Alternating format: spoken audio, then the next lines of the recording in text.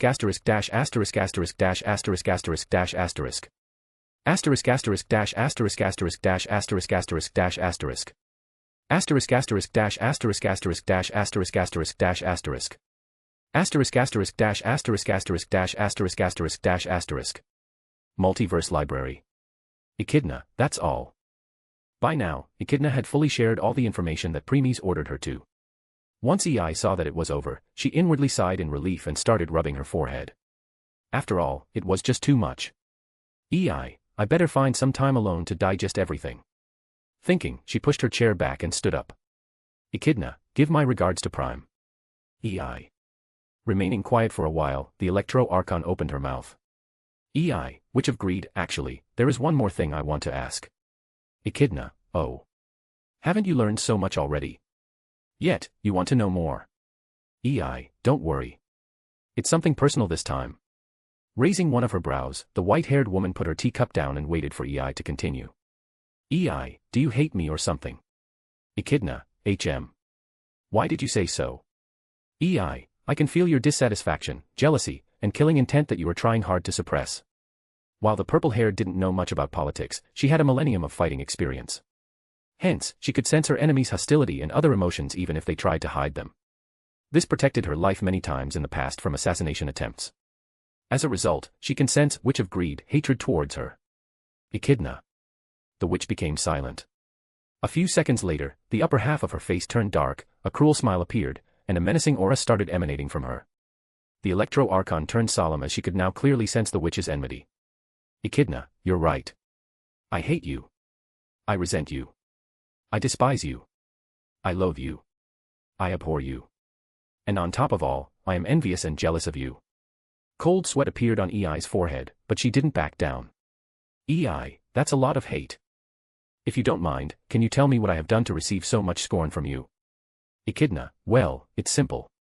You are someone who came at the last. You are not even connected to him like me and his other subordinates. In other words, you are an outsider. Yet, you get the privilege of being by his side. Narrowing her eyes, the purple-haired woman showed a mocking smile. EI, to think even someone like you can become a love-brain-dead woman. Echidna, love-brain-dead. Ha ha ha ha ha ha ha ha ha ha ha ha ha. Frowning at the laugh that seemed to be mocking her, EI retorted. EI, what are you laughing at? Echidna, of course, I am laughing at you. You don't understand, do you? Fine, I will do the courtesy of explaining it. Snap. The moment she snapped her finger, the field they were at disappeared, and the multiverse library appeared again. Echidna, did you forget who I am? I am the Witch of Greed, and I want to know everything. Every world, their knowledge, their lives, their species, their races, their biology, their energy source, their rise, their fall, their secrets, everything. Smiling, she continued.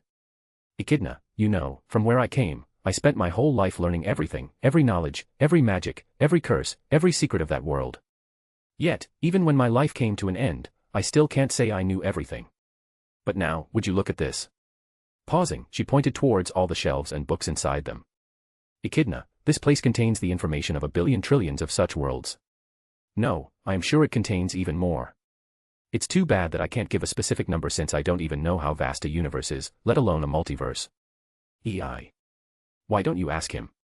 Echidna, haha. Do you think I didn't? Every time I asked, he declined, saying I haven't reached the stage to know about it. Because if I learn about it now, I will realize how insignificant my existence is in the vast, endless cosmos. EI. Echidna, humph. Until recently, I didn't know the ranks beyond, true level 10. True. While her strength had long reached the higher stage, Premies didn't reveal it as she still hadn't consolidated her foundation. Going further hastily will bring more harm than good like this. EI, wait. What? I don't remember you sharing that information with me. Echidna, reach true level 10, and you will know the next ones. EI. Echidna, anyway, back to the topic. All the information here comes from Prime himself. Shocking, right? However, even more shocking is that this is just the tip of the iceberg. Prime holds countless times more knowledge than what is present here. But he doesn't disclose it because those are of an even higher level. EI. But you want to know. Echidna, exactly. All of it. Not only that, but I also want to know how Prime obtains them. I want to know his past. What has he gone through and seen in his life to have such a way of thinking? That strength, those plans, those schemes, those manipulation tactics. Even I, which of greed, pale in comparison to them. It's fascinating, isn't it? Those things are not something one is born with. They can only be obtained through countless years of experience and numerous trials and errors. And I want to know all of it. By the end, the witch raised her hands in a grand gesture.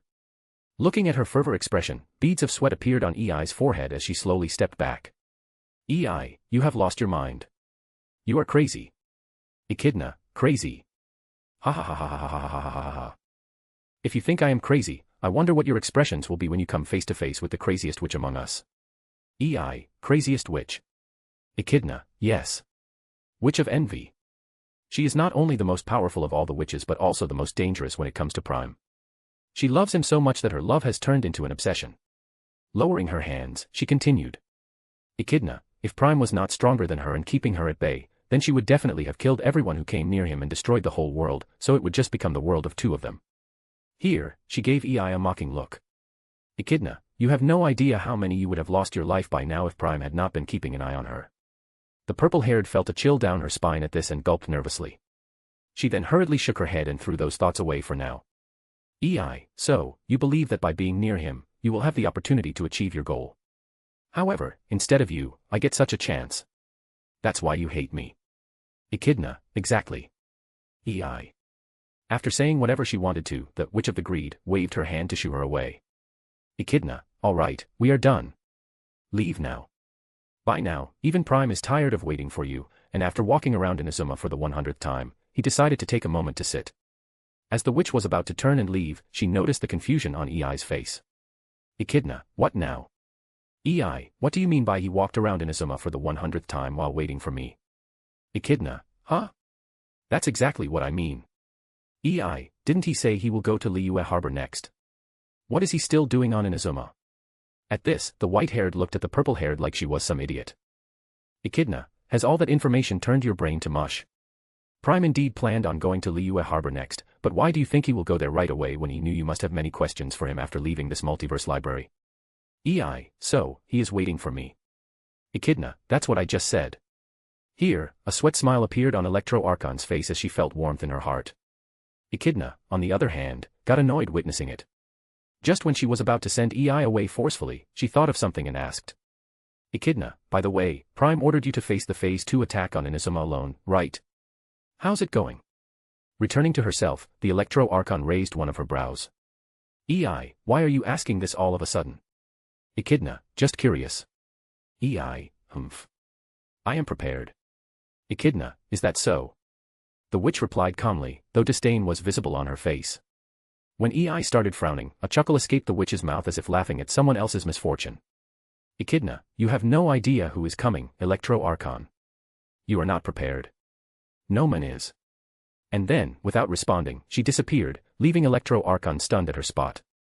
The purple-haired remained alone in the vast multiverse library and couldn't help but think back at what the witch had just said. EI, why did you bring this now, Witch of Greed? Lowering her head, she looked at a single-page notebook containing the law before deciding to leave. Inazuma, Narukami Island. Lap. Crash. Premies was sitting on a rock near the shore, playing with the small azure fish floating in his hand. Several more fish of different colors were floating around his feet. The ground around him was covered in blue seaweed, with some liquid flowing in the gap between it. The atmosphere around him was also very moist. Suddenly, he raised his head and turned to the side. There, he saw EI standing some distance away, looking at him. Premies, you are done. The fish disappeared when he stood up, and the seaweeds retreated into his shadow. As he approached her, when they were 3 to 4 steps apart, EI rushed forward and embraced him. Premies. Resting her head on his chest, she moved her hands and hugged his back. EI, thank you. Her voice was soft and almost seemed like a whisper. But Premies heard it clearly and nodded. Premies, He then reciprocated by embracing her with one hand and using the other to caress her head.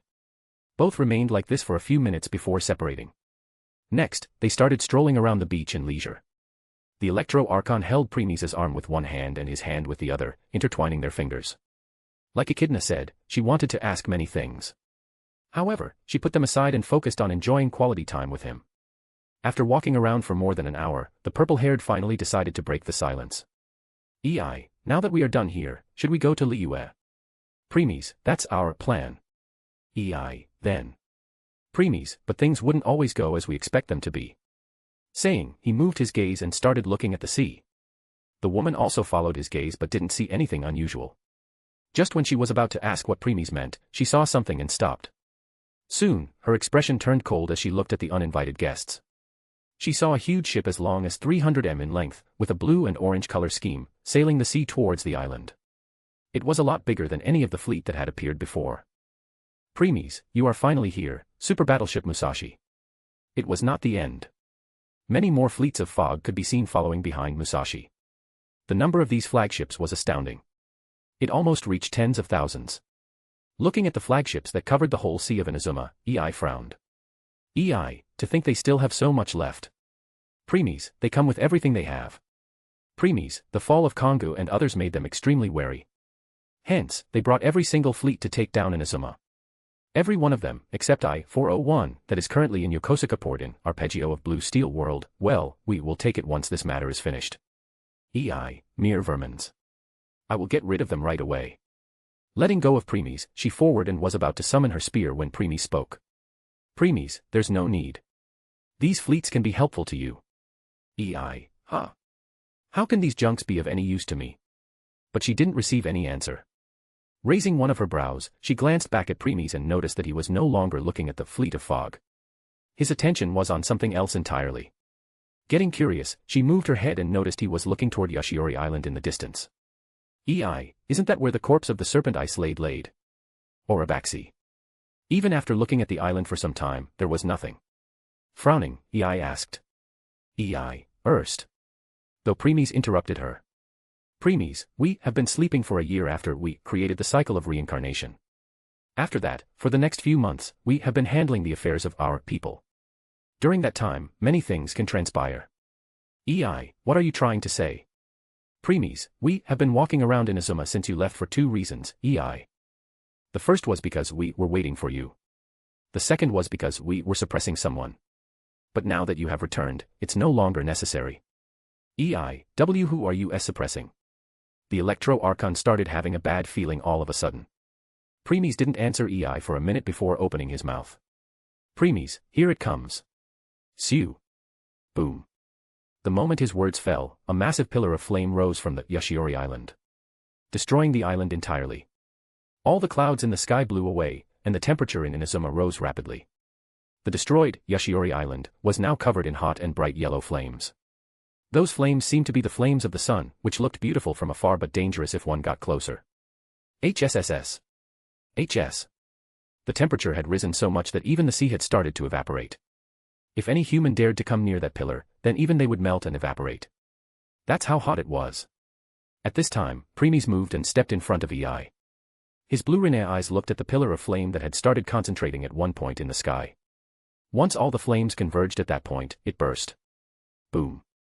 The shock wave released from it traveled to the whole of Inazuma, pushing not only fleets but even EI a few steps back. Shine. The spot was shining so brightly that EI had to cover her eyes. By the time the light dimmed slightly, the appearance of the thing came in sight. The Electro-Archon widened her eyes in shock, looking at the creature flying high in the sky like an overlord. The creature had a reptile-like appearance, a long neck, 4 limbs, a long tail, and 2 pairs of wings. On its head were sharp horns, and its glowing yellow eyes emit boundless power in them. Premies, get ready, EI. Hearing this, the purple-haired lowered her and saw Premies glancing back at her. Premies, Phase 2 has begun. EI. Roar. Pick, Bahamut. *A/N, please throw some power stones. Chapter 526, Volume 5, Chapter 140, Mary Skelter, Nightmares, Part 12. Equals when Twilight is speaking. Equals when talking through telepathy. Equals when thinking in your mind. Equals when talking with your Pokemon or tamed beast. Equals when describing a certain period or again another place. Equals point of view, i.e., POV. / / equals and call. Equals system and when talking to it. Equals thoughts being heard. Mary Skelter, Nightmares, Liberated District. Lumen, good evening, Mr. Kadawaki. Tawa Kadawaki, oh, look who is back. You took your time out there, girl. Shrugging her shoulders, she replied. Lumen, it can't be helped. There are too many things to find and gather, so I must move from one place to another. Tawa Kadawaki, haha. Sounds troublesome. Still, kids are always full of energy. Pouting cutely, the blonde spoke. Lumen, as an adult, you have even more energy. So, why are you speaking like an older man? Tawa Kadawaki, ha ha ha. Why, thank you. By the way, I met Darling in the morning and conveyed your message to her. But it seems she is still looking for you. Lumen, is that so? I will find some time to meet her. I appreciate your help, Mr. Kadawaki. Tawa Kadawaki, it's fine. It's fine. Lumen, okay, I'd better go now. Later, Mr. Kadawaki. Tawa Kadawaki, good day. Then they waved at each other, and Lumen entered the district. The traveler didn't stroll around and went directly to the Order of Sunday. Lumen, like yesterday, this place is full of people.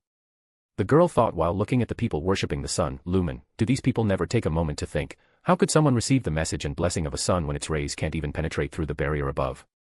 She didn't say that outright, as she knew it was pointless to convince people like them who were already blinded by the faith. Hence, she started looking around and found the person she had come for. Approaching them, she spoke. Lumen, good evening, Ms. Sukue. Sukue, huh? Oh, Lumen. Good evening. How are you doing? Lumen, good. What about you? Sukue, same.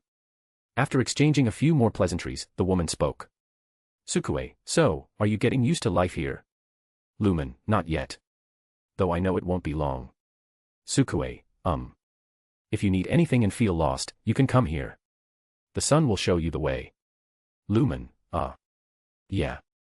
I will. The girl then hurriedly changed the topic. Lumen, Sukue, I came for the work order requests I took last time. Sukue, did you complete some? Lumen, yes, all of them. Sukue.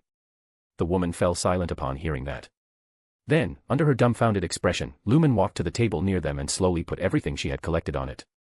Once she was done, she turned and looked at the woman who was still in a daze and spoke. Lumen, Sukue, can you please check them? Sukue, huh? Sure, give me a minute. Snapping out of her thoughts, Sukue hurriedly took out her notepad and started cross-checking them. She also inspected the quality because the lowered one would make customers pay less than the decided amount. After half an hour, the woman stopped and took a deep breath. Sukue, amazing. I never expected you to find all of them in just one day. The quality also matched the request. Please wait for a few minutes. I will grab your rewards. The traveler nodded as Sukue walked away and sat on the bench close to the table. Lumen, finally, I can return the borrowed money. That's one problem off my shoulders. As for Red Riding Hood and Dawn, I will think about how to handle them later. With that, she closed her eyes and decided to rest briefly. While she was physically fine, she was exhausted mentally. After all, she had been fighting non-stop since morning. It was good that people around were busy in their prayers, so no one came to disturb her. 30 minutes later. Coming out of the Order of Sun Church, Lumen considered where to spend the money. After returning the money she borrowed from Sukue, she still had a lot. Lumen, this is enough for an average person here to eat and drink for 3 months. Too bad the purification decreased quantity. Hence, for me, it can only last for a month. Before leaving the church, she didn't forget to take all the new work order requests.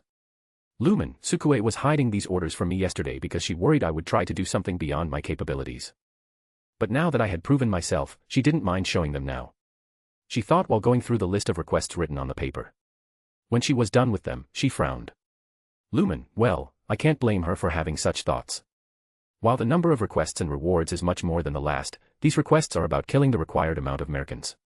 After killing them, a specific part of their body must be collected to prove your claim. Putting her index finger and thumb on her chin, she pondered deeply about it. Lumen, these requests suit me better than where I need to collect the resources. Though I understand that it's not something normal humans can accomplish. She then put it away and walked around the streets to buy food and water before returning home. Liberated District, Lumen's home. Closing the door behind, the girl made her way to the top floor of this 7-story building. After entering her room, she walked directly into the kitchen and placed the items on the counter before making space in the refrigerator and cabinets. Next, she organized the things inside them. She couldn't help but let out a deep sigh, seeing how the refrigerator doors and cabinets were falling. Lumen, I need to buy new appliances. Too bad I am currently on a tight budget. Though this problem will be solved later as I will complete more work orders. Once she said everything, she nodded. Lumen, good. Now then what to make? Since she had to be mindful of the ingredients, she took some time before selecting bananas and eggs. Lumen, alright, let's make pancakes. She took a blender from the cabinet, cut bananas into slices, and put them inside. Once the blender was full, she used her adeptal energy to purify the bananas, reducing the quantity to 1/3. Next, she took 6 eggs, reduced them to 2, and put them in the blender alongside bananas before starting it. After a few seconds, she stopped it, put flour in it, and continued. This time on low power. Drrr. Finally, the batter was done. Turning on the fire, she put the pan over it and let it heat. Next, she used the batter to make mounds on it and let it cook. Once it was brown on one side, she flipped it and cooked it for another few minutes. Time went by. When she was done, she heard the sound of door knocking. Knock. Knock. Getting vigilant, she put everything down and took out her sword before slowly moving towards the door. Even when she reached the door, she didn't hurry to open it and waited. Before long, a voice was heard from the other side. It's me, Lumen. Hearing that, the blonde sighed in relief and dematerialized her sword before opening the door. Seeing the person, a smile appeared on her face. Lumen, welcome, Atsu. Come in. The person with the structure of a human but looked like bamboo was Nightmare, whom the traveler met in an underground cavern named Atsu. Atsu, sorry for the intrusion. Though, is it really okay for me to be here? Lumen, did someone see you? Atsu, I don't think so. Lumen, then it's fine. Anyway, take a seat. I have made some pancakes.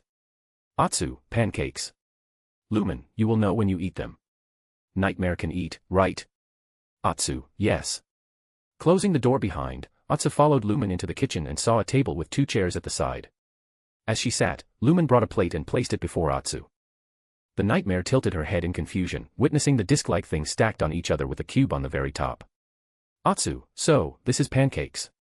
Huh. Lumen, yup. Have a taste. Answering, she passed a spoon to Atsu, who again showed a puzzled expression. Witnessing this, the blonde realized her mistake. Lumen, oh, sorry. I forgot that, as the Nightmare, you have no concept of utensils. Let me help. Taking back the spoon, she took a piece of pancake and brought it to Atsu's face. Lumen, here. Ah. Atsu, ah. Boom. Watching the Nightmare chewing, the blonde waited for her to finish. Before long, a happy expression appeared on Atsu's face. Atsu, it's delicious. I have not eaten something like this in my whole life. Lumen, then eat more. Atsu, But now I know how to use a spoon, so Lumen doesn't need to do this.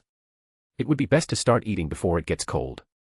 Nodding her head, the traveler returned the spoon to Atsu and started eating her own portion. Atsu, by the way, what is this cube melting on the top? Lumen, it's butter. Atsu, butter. Huh. Lumen, yes. While we can eat pancakes as they are, butter adds richness to them. There is also something called syrup, which can add sweetness. Too bad I don't have it with me right now. Atsu, I don't think you will need it, Lumen. It is already so tasty. Lumen, thank you. Like this, time went by. None of them brought up the topic of jail, Merkins, Nightmare, or Little Mermaid. They just talked about casual things. The entire room was filled with a harmonious atmosphere. An hour later. Splash. Lumen was washing the dishes while humming. Atsu, on the other hand, just looked at her back in silence. Atsu, I never dreamt of having a moment like this. Back in Underground Cavern, I always remained afraid and tried to avoid as many fights as possible with other Merkins. On the surface, I face humans. To think one day, I will meet another human who will be as kind to me as Little Mermaid was. It's really a good feeling. By now, Lumen was done and was drying her hands with a cloth. Watching this, Atsu stood up. Atsu, thank you for the meal, Lumen. I better go now. Lumen, go. Where? Atsu, back to Underground Cavern. Lumen, no need. From now on, you will live with me, Atsu. Atsu, eh. Lumen, there are many empty rooms in this building. Atsu, wait. Wait. Wait. That's not possible. I am a nightmare. If someone finds out that you are keeping me here, Lumen, I will handle it when that time comes. Atsu, but.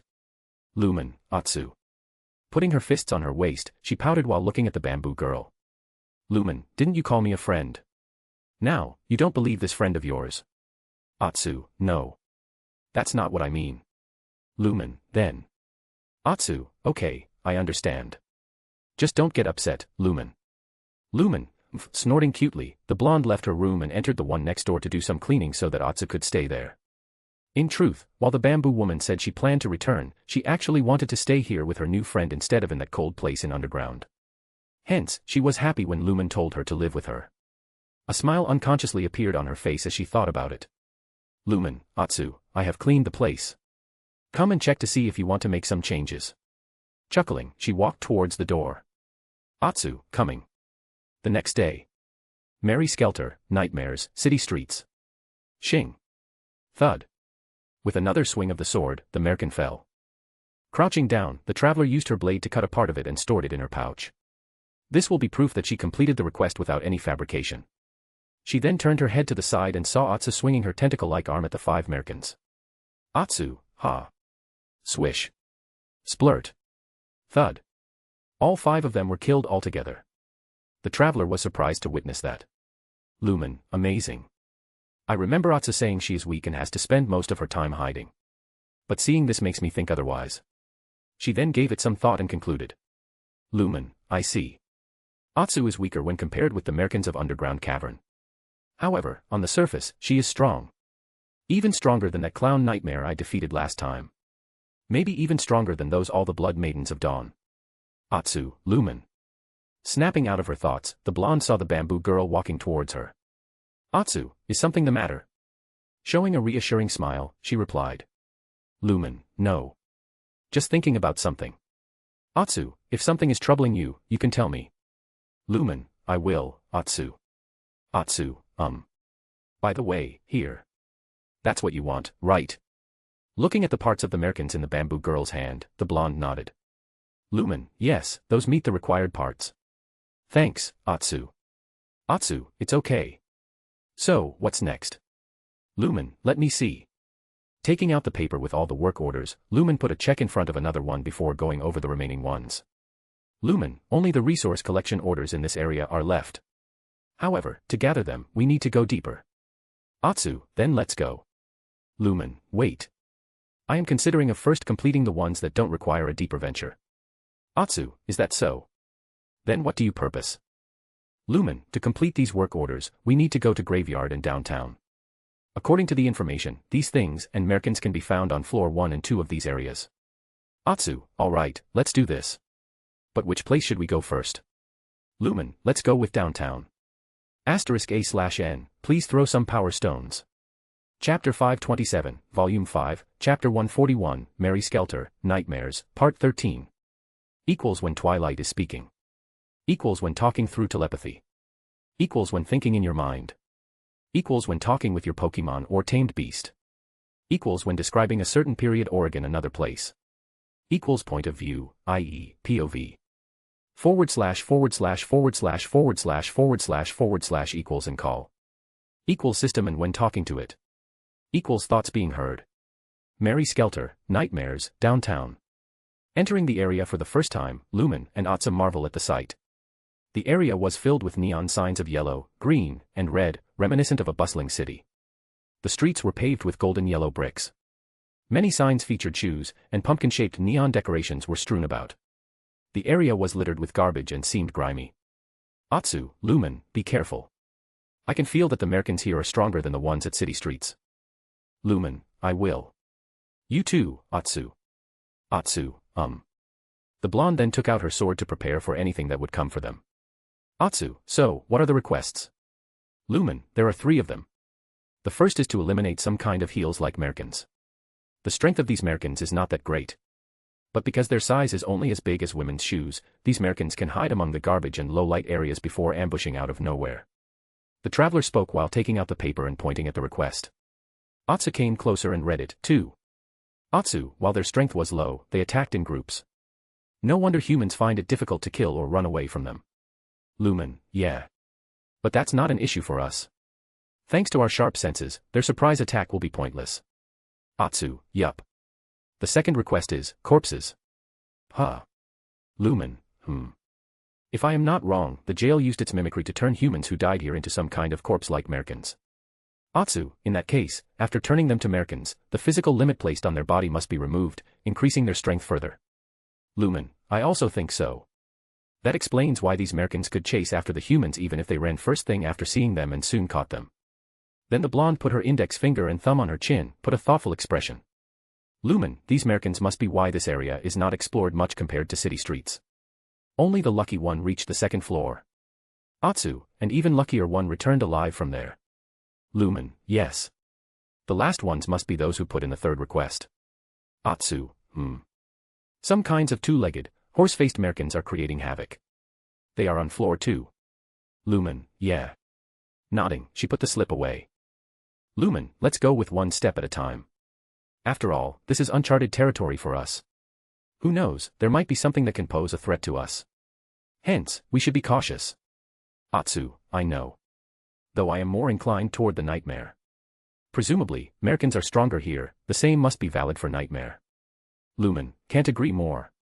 Next, they started exploring this new area for the first time. They didn't see any enemy for a while, even after venturing deeper. But then, when they were about to pass by an alley, both stopped. They exchanged glances and nodded before slowly stepping back. They then detoured, reached the other side of the alley, and entered. When they were about to reach its end, they finally saw the Merkins hiding, waiting to ambush anyone who passed by. These Merkins looked like ladies' heels with teeth coming from the sides, a tongue from the front, and an eye in the middle. Lumen, imp's heel. Atsu, those must be our target. The bamboo woman whispered. Lumen, they are. Let's kill them fast. With that, the traveler charged. The imp's heels still didn't realize their executioner was coming from behind. Swoosh. Reaching them, the blonde moved her sword, killing 3 of them instantly. But she didn't stop and slashed 2 more times, killing 6 more. Atsu also followed behind and attacked with her tentacle-like vines. Because there were many vines, she was able to kill 12 of them instantly, completely surpassing Lumen's deed of killing 9 in 3 slashes. Still, this wasn't the time to compete with each other. They didn't stop and continued attacking. By the time the other imp's heel turned to look at the perpetrator, both girls had finished killing almost all of them in a second. Now, only 2 were left. They were also killed before they could make their move. Still, even in their last moment, these imps heel would have never imagined that there would be a day someone would ambush them as they did to others. Lumen, that was easy. Atsu, well, these Merkins were just too weak. By the way, how many do we need to kill according to the request? Lumen, 70. Atsu, if we count the number now, we have killed 43. That means 27 more to go. Lumen. Atsu, Lumen. Noticing how the girl suddenly became silent, Atsu turned to look at her, deep in thought. When the bamboo girl shook her lightly, she snapped out of her thoughts. Lumen, sorry, I was thinking about something. Atsu, is something the matter? Lumen. Atsu, did you notice something strange? Atsu, strange. Lumen, yeah. We have been exploring this floor for quite some time, but it was only now that we encountered Americans. On city streets, we faced them at almost every turn. Hearing the traveler's words, the bamboo nightmare thought about it. Atsu, this explains why I saw the pieces of Americans among the garbage around. Lumen, Putting a solemn expression, Atsu faced Lumen and spoke. Atsu, as a nightmare, I can sense Americans' energy more clearly than humans. Hence, while walking around, I noticed some parts of Americans littering around the area. At first, I didn't give it much thought, but now that I think about it, when American is killed, and its corpse is lying around, it is absorbed by jail. Yet, those parts didn't. This means, Lumen, that those Americans had been killed recently. Atsu, yes. Lumen. How much time does jail take before it starts absorbing them? Atsu, 1 day. Lumen, I see. Lumen, so, someone or something or some people must have been killing these Americans not too long ago. But who are they? Atsu, if you are worried, we can leave.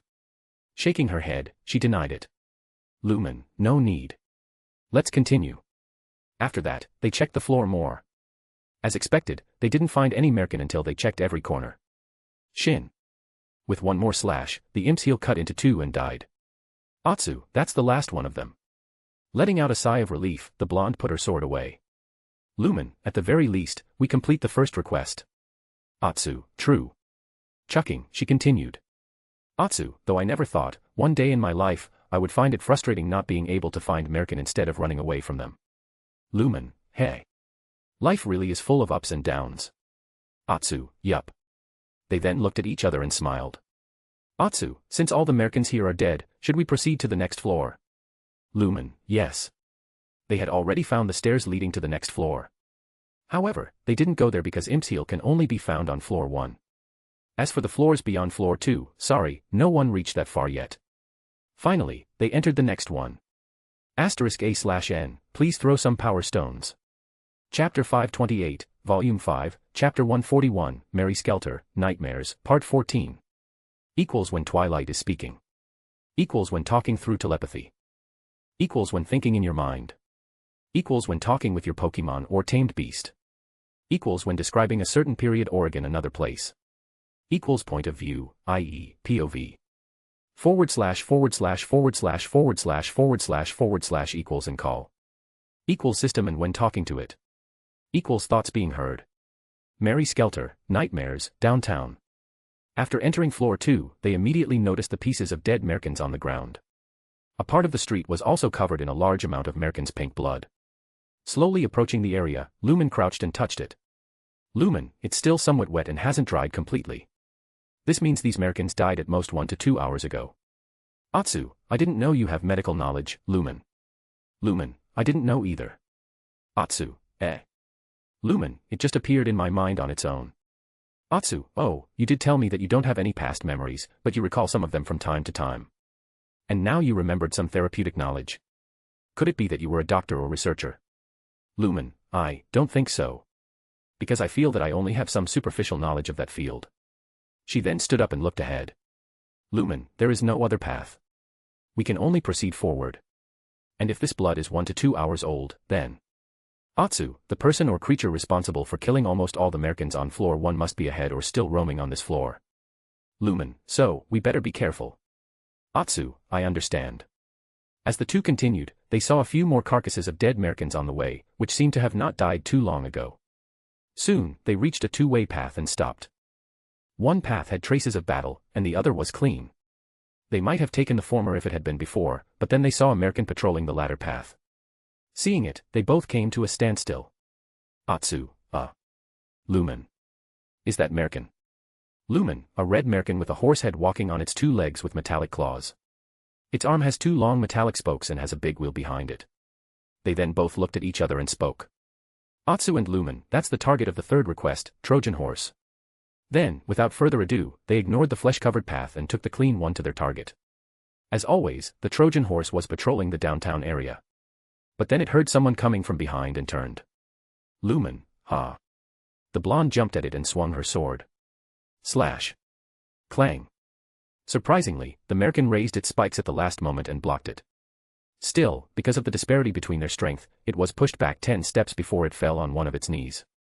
Thud. Lumen, oh. While she won the confrontation, the traveler was still amazed that Merkin could react to her attack. At this time, the bamboo girl walked over to her side and explained. Atsu, the unexplored areas indeed have strong Merkins, which is why no one can map them. But with each passing day, jail itself becomes slightly stronger. So, Merkins also experience a substantial increase in their strength. Lumen, in other words, I can't always think of killing them with brute force. Atsu, yes. Nodding her head, the girl charged again. Swoosh. Seeing the approaching human, the Merkin stabbed with its metallic spike. Thirst. However, when the spike was about to touch Traveler, she turned clockwise and lowered her body before making a diagonal slash from bottom left to top right. Slash. Splurt. The attack was so accurate and precise that it directly severed the horse head of the Merkin, making blood gush out its headless body like a fountain. Plat. Thud. A second later, both the head and the body fell together. The girl swung her sword to the side to remove all the pink blood on it before grabbing the wheel behind it and breaking a part of it as proof. Atsu, that's one down. How many more do we have to kill? Lumen, 2 more. Soon, they found the remaining ones and hurriedly killed them. The bamboo nightmare asked as the blonde was about to take a part of the wheels. Atsu, what's next? We still haven't found the corpse-turned Merkin yet. Should we venture deeper? In return, the girl shook her head in denial. Lumen, according to the request, Merkin should be on floor 1. If it's not, there is no need to go deeper to find it, as ordinary people won't be able to go there. Atsu, I see. So, we are returning. Lumen, yes. The next stop is Graveyard. After planning their next destination, Lumen started taking proof of the kill. She also took this moment to check whether all the materials had been gathered as requested. While she was doing so, Atsu, on the other hand, kept her guard to ensure no one would ambush Lumen while she was busy. Time went by. As Lumen concentrated on sorting things, Atsu, who was guarding her, heard the sound of approaching footsteps. Hearing them, her expression turned solemn. She then left Lumen while making sure not to disturb her. When she reached the end of the street and turned, she came face to face with the person before both came to a standstill. She was a teenage girl almost the same age as Red Riding Hood. She had long blue hair and eyes and wore clothes in the same color scheme as Red Riding Hood. What stood out more was what she was wearing on her feet. On her left foot, it was a typical knee-length shoe, but on her right, it was a metal shoe with a sharp blade underneath, indicating that it was a weapon. Atsu also noticed that the girl was covered in pink Merkin blood and had minor pieces of fleshes falling on her clothes. Atsu, don't tell me. She was the one who killed all those Merkins on the previous floor in this. A human-like Merkin. The girl was also surprised to see Atsu's appearance at first, but then she collected herself and took a fighting stance before attacking with her right foot. The bamboo girl was prepared for it, so she wasn't surprised. However, the speed of the kick still startled her. Swish. Sidestepping, she made her miss her attack. Wah. This stunned the girl since this was the first time she had seen a Merkin dodging her instead of fighting head-on. Atsu had no intention of letting go of this opportunity as she brought her tentacle-like right hand and struck.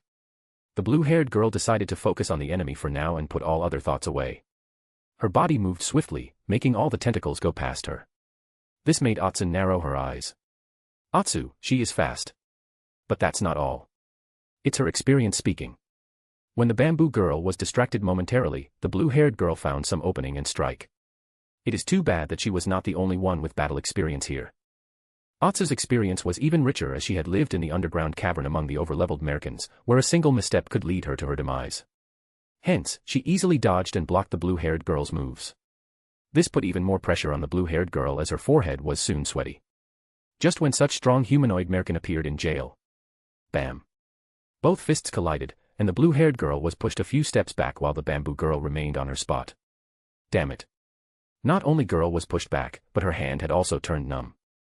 Looks like this is where I die today. She thought as Atsu was walking towards her.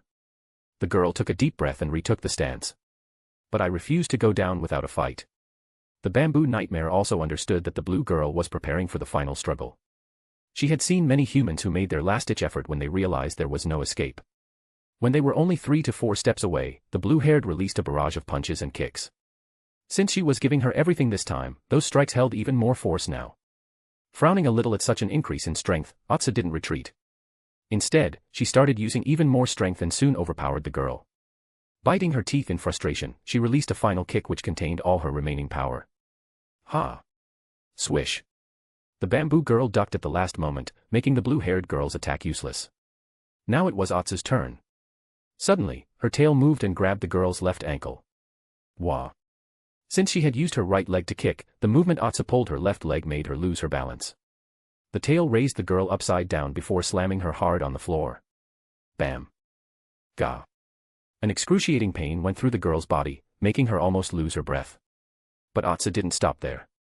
She slammed her 2 more times on the ground, then slammed her on the left and right wall a few times before throwing her in front. Swoosh. Bang. Arg. The girl let out a painful scream as she was plastered on the wall at the end of the street. Atsu really didn't show her any mercy. After all, with the exception of Lumen, other humans and nightmares were still sworn enemies. Atsu also think of humans as the same. And if their position had switched, Atsu was sure this human girl wouldn't have shown her any mercy either. So, why would she? The bamboo nightmare's eyes were cold and indifferent as she approached the now blood-covered girl embedded in the wall. Once in front, she extended her tentacle arm, which pulled the girl out before coiling around her arms, legs, hands, feet, chest, waist, and neck, completely restraining her. AUH. The girl wanted to resist, but she had no more strength. Hence, she could only let Atsu do what she wanted. Atsu, die, human. Once her words fell, the tentacle squeezed the girl. Ah. The girl wanted to scream in pain, but the tentacle around her neck was preventing her voice from leaking. With each passing second, she can feel her life slipping away. I don't want to die. That was her last thought before darkness consumed her consciousness. The bamboo girl looked at the lifeless blue-haired girl wrapped in her tentacles with the same cold expression. Atsu had witnessed it many times while living in underground cavern. Strong survived, and weak perished. Hence, she found no remorse in killing her enemies.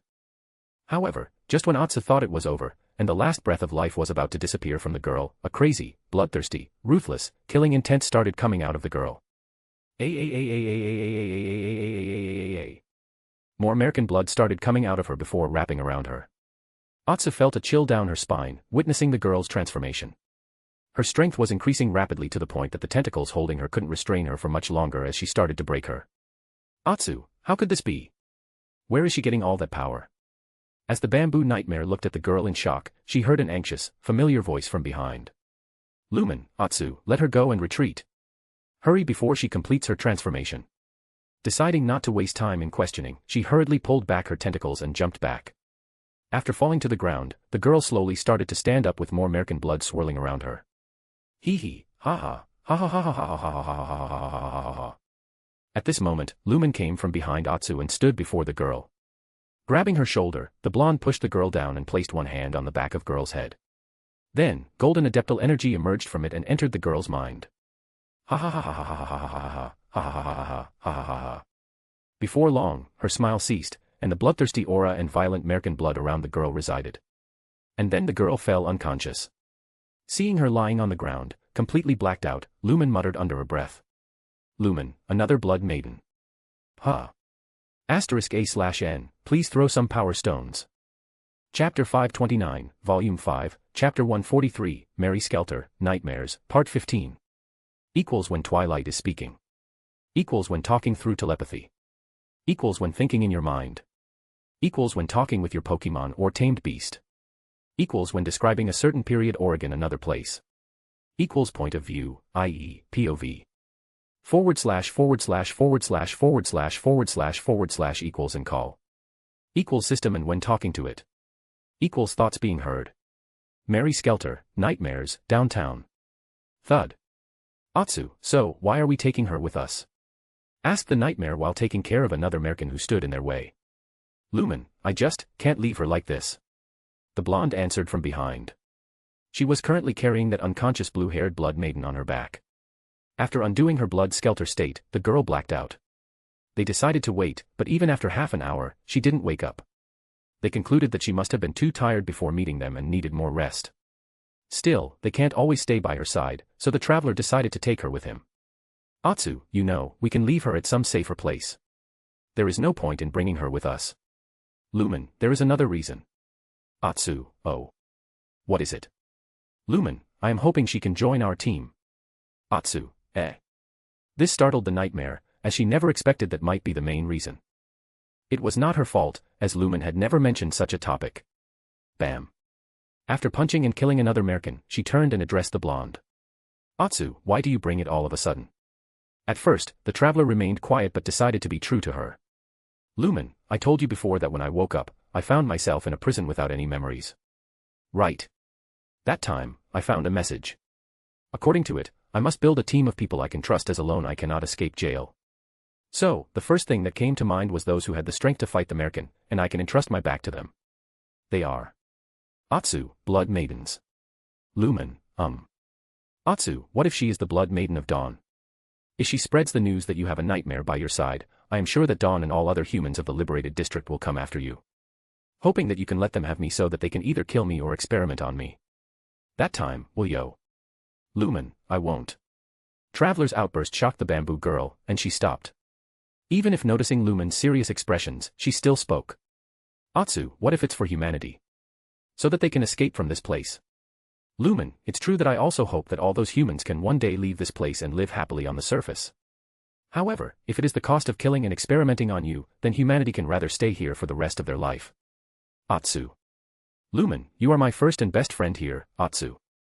So, if I have to choose between saving you and humanity one day, I will choose you. Atsu. Both became silent for a while before the bamboo girl spoke again. Atsu.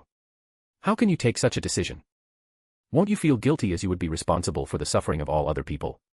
Lumen, I do. But. She raised her and soon went deep in thought. Asterisk asterisk dash asterisk. Asterisk asterisk dash asterisk. Asterisk asterisk dash asterisk. Opening her eyes, she was shocked to find herself in a new, entirely different place. She was landing in the middle of a grassy field. A cool, gentle breeze blew and touched her cheeks. She could see many mountains in the distance.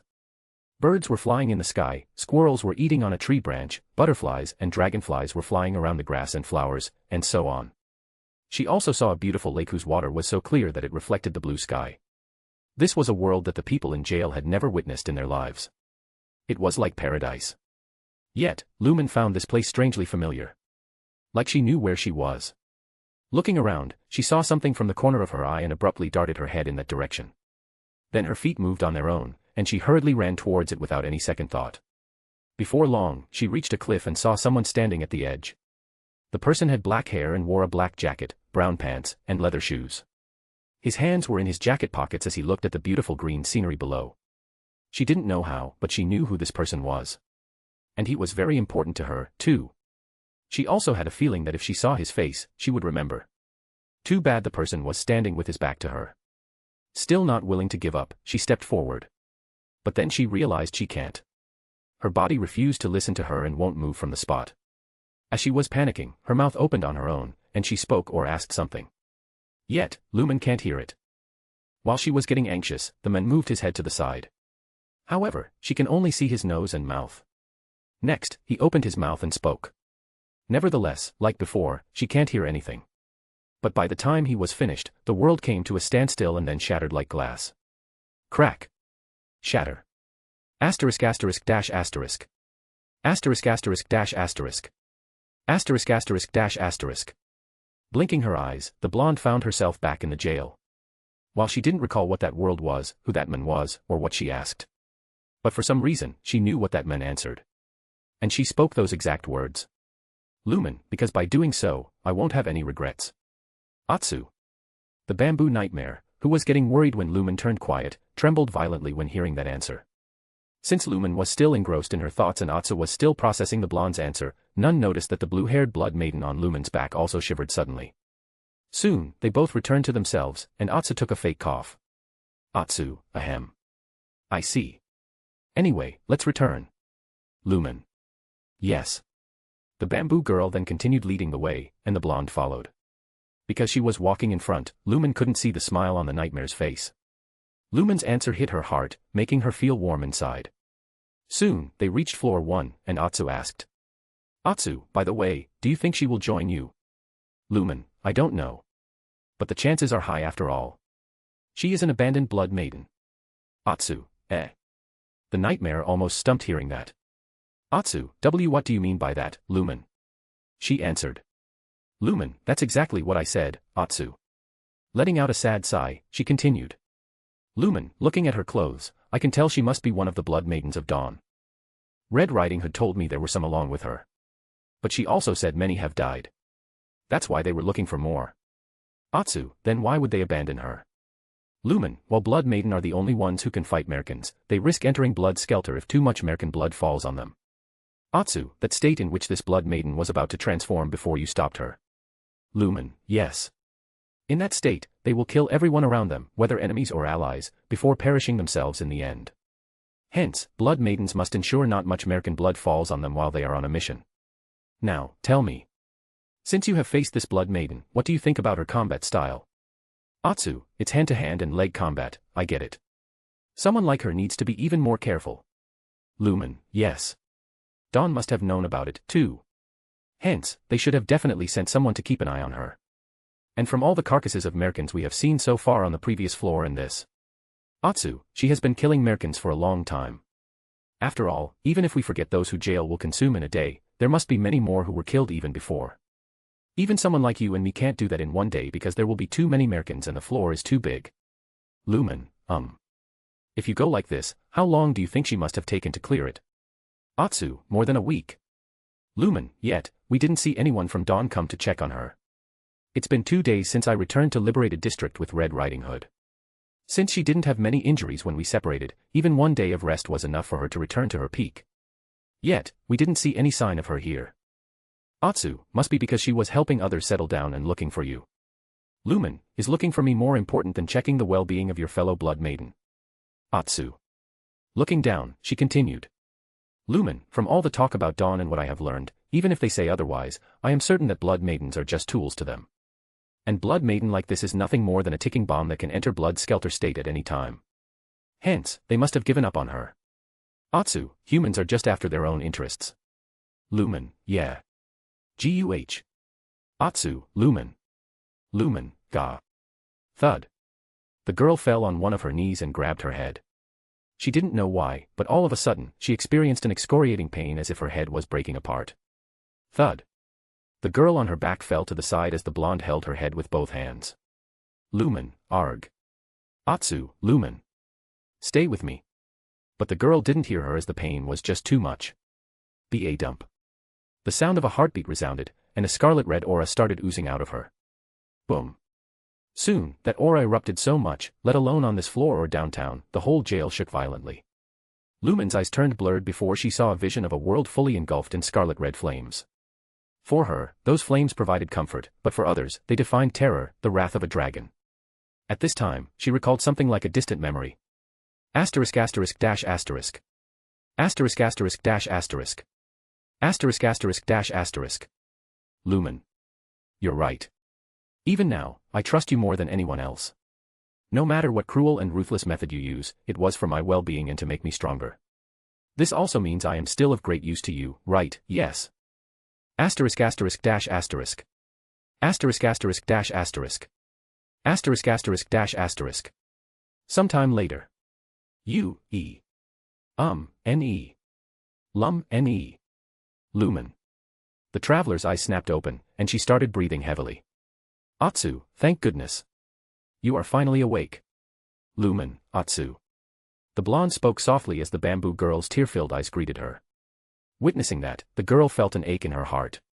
She then raised her body from the cold ground and spoke.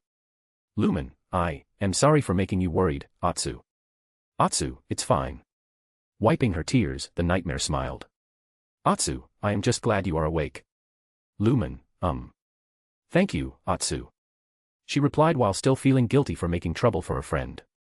Atsu, anything for you, princess. Lumen, Princess. Why are you addressing me like this? Atsu, Don't you remember what you said before blackening out? Lumen, huh? No. What happened? Seeing that Traveler didn't know what she was talking about, Atsu thought not to tell her, as Lumen would be concerned. But knowing how stubborn the blonde was, she decided not to do so. Atsu, all of a sudden, you clutched your head in pain, and some aura started coming out of you. That aura soon engulfed you whole, and I lost track of you. As I was getting anxious, you appeared again, but this time, you looked different. Lumen, different, how? Don't tell me it's Blood Skelter. Atsu, no, it's not Blood Skelter. It's something beyond. Your pressure was so much it was almost suffocating. Yet, even with all that power, you seem to have complete control over it. And. Lumen, and. Atsu, in that form, you seemed too dignified, grand, magnificent, and noble, someone who demanded authority and respect. Lumen. Atsu, then you said, I am Abyssal Princess. Before falling unconscious, everything returned to normal. Her headache returned as she grabbed it and asked. Lumen, what princess? Atsu, A. Huh. What was that? The bamboo nightmare also held her head as she was shocked to realize she couldn't recall it. Atsu, what princess she was. Why have my memories suddenly turned cloudy? Lumen, Atsu. Atsu, I am sorry. I forgot. Still, you are some princess. So, it won't be an issue if I call you one. Lumen, there is no need to call me one. Atsu, I insist. Knowing that her best friend had no intention of returning to her old ways, she could only accept it for now. Lumen, I am still having difficulty believing that something like this transpired. It's true. I saw it, too. This unfamiliar voice attracted her attention. Turning her head, she saw the blue-haired blood maiden who had woken up and was looking at them. She was sitting on the ground, leaning back on the wall, and wrapping her hands around her knees. Lumen, as you guessed, I am one of the Blood Maiden of Dawn. My name is Cinderella. Hearing this, the traveler narrowed her eyes. Lumen, so, you were awake? Huh. Cinderella, yes. I woke up when you were still carrying me from floor 2. At first, I thought of letting you know, but then I saw this nightmare. Knowing I was not her match and afraid that you would kill me if you learned I knew this secret of yours, I pretended to be asleep. Atsu, then why didn't you run away when I was tending to Princess? Lumen, I still need time to get used to such a dress. Atsu, by the time that aura coming out of the princess disappeared, I saw her standing a few steps away. When I was thinking how I should handle the situation, this human just walked to the side and sat down. The bamboo girl whispered into the blonde's ear, explaining everything. Nodding, Lumen looked at Cinderella, who was looking at them. Cinderella, I need some time to sort my thoughts. Hence, there is no hurry to leave. Lumen, is that so? Hugging her knees tightly, the girl buried her head in her legs. Cinderella, as you said, I am a close combat blood maiden. Because of that, I face the risk of Merkin's blood falling on me more often than others. That's also why Dawn rarely sent me on a mission. I was not too fond of it, and with time, more and more stress and pressure started to build on me, thinking I was useless compared to others. So, Lumen, you decided to prove yourself and came here. Cinderella, I thought if I successfully explored this area, which no one else has yet, they would understand my worth. Atsu, you also killed every Merkin on floor 1 just to validate yourself. Cinderella, yes. Lumen, that's stupidity. You could have died. Cinderella, I didn't think that far and just let my impulse take over. The blonde and Nightmare exchanged glances at this. Lumen, so, what are you going to do now? Cinderella, I don't know. I also believe that Dawn has already given up on me. So, returning doesn't feel good. Becoming silent for a moment, the traveler spoke. Lumen, can you promise not to reveal Atsu information to others? If you do, we will let you go. Atsu, princess. The girl just shook her head, stopping the bamboo girl from speaking further.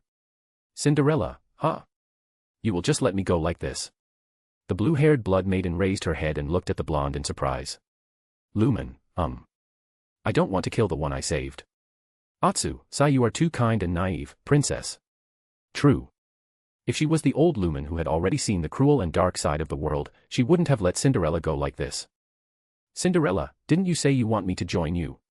Why are you backing up now? Lumen, well. I thought of keeping Atsu's existence secret at the beginning. Then, as we become closer, I would have slowly revealed it to you. But now that you know about it, I decided not to try my luck. After all, in everyone's eyes, humans and nightmares are enemies. You don't want to be on a team that has Nightmare, right? Cinderella. It would be a lie to say Lumen was wrong, but Cinderella didn't reply immediately and thought for some time before opening her mouth. Cinderella, hey. Are you returning to the liberated district now? Lumen, huh? No, I still have requests to complete. Cinderella. Can I join you till then? Lumen, Well. Instead of answering right away, she looked at Atsu, who just shrugged her shoulders as if saying she would go with whatever Lumen decided. Lumen, it won't be an issue. Cinderella, I appreciate it. She then stood up and walked up to Lumen before extending her hand. Cinderella, you already know my name. What about you? The blonde also extended her hand and shook her. Lumen, my name is Lumen. It's nice to meet you. Cinderella, likewise. And Thank you for saving me. Lumen, you're welcome. Cinderella, so, shall we? Lumen, yes. On their way back, they didn't encounter any Merkin, as they had already been wiped out on this floor. Whether it seemed luck or fate, by the time they reached the entrance, one Merkin walked out of an alley and blocked their way. This Merkin looked like a human but was covered in a bandage from head to toe like a mummy. His body had many spikes embedded in it. Seeing this, both Lumen and Atsu were surprised. Atsu, princess, is that? Lumen, yes. Our last target in this area, corpse. Both the blonde and Nightmare had an excited expression on their face.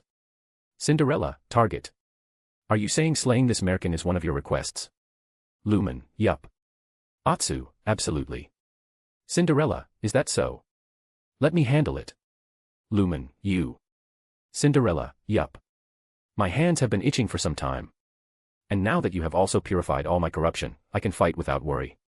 Lumen, okay. Please be careful. Cinderella, I will. With this, she charged at the Merkin, who, seeing her coming, punched at her. As if predicting the trajectory of its attack, the Blood Maiden tilted her head to the side and dodged it before swinging her right leg at it. Shin. The blade on her shoe cleanly cut off Merkin's head without any issue. Plat. Thud. Once the head and headless body fell, the Blood Maiden lowered her leg and took a deep breath before turning towards Lumen's direction. Cinderella, here. It's dead. You can collect whatever material you want from it. Lumen, Still, you are pretty fast. Cinderella, why, thank you. Putting her hands on her lips, she raised her chest in pride. Witnessing this, the traveler chuckled and approached the body of the dead Merkin. After collecting the required part, they finally left the downtown area, Merry Skelter, Nightmare's graveyard. Graveyard. As the name implied, it was a vast burial ground where bodies were buried after death. Too bad this was just a mimicry that the jail created. Hence, this place was occupied with nothing but Merkins. Lumen, Atsu, and Cinderella were walking between these crisped walls, some of which were covered in vines. They also saw some headstones on the way, which were moving occasionally. Cinderella, ah. It's so creepy. Lumen, can't agree more. Though looking at your reaction, it seems it's also your first time here. Cinderella, indeed, we hardly explored areas other than city streets because we knew little about other places. It was to prevent casualties. Along the way, they saw some trees that seemed to have merged with the wall. The creepy part was long, big nails with red-colored heads embedded in these trees' bark.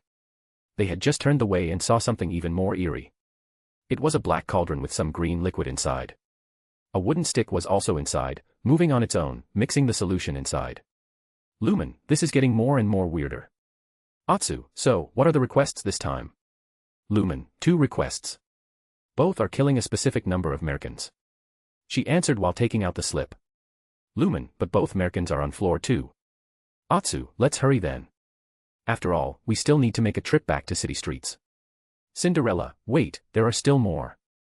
Just how many requests you took? Lumen, all of them. Cinderella. *A/N, please throw some power stones.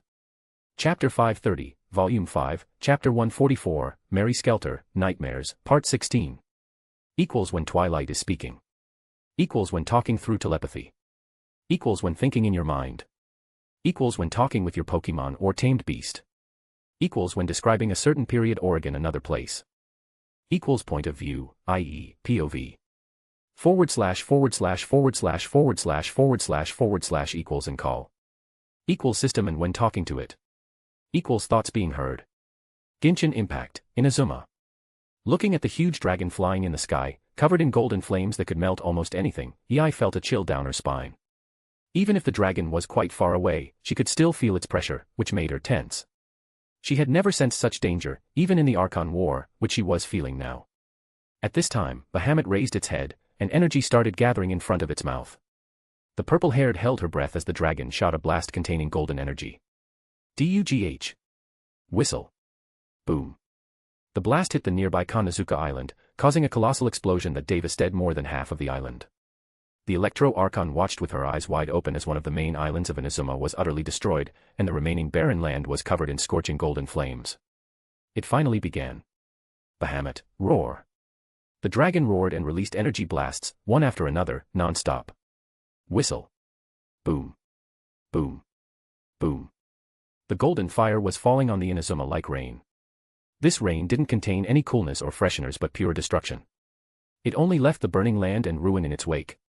If someone were still living in the Inazuma, they would have met their doom by now since no place was safe anymore, whether it was land, sea, or even the sky. Boom. Bahamut released a big energy blast this time, which caused an enormous burst and split into small ignitions that fell everywhere. In less than a minute, the whole Inazuma was engulfed in flames. It was too shocking.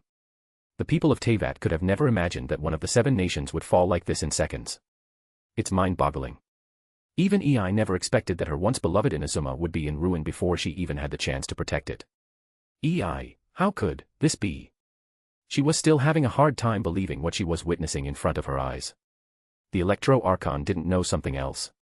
The power behind those blasts was so strong that many of them had already passed through Inazuma's vicinity and hit other nations, too.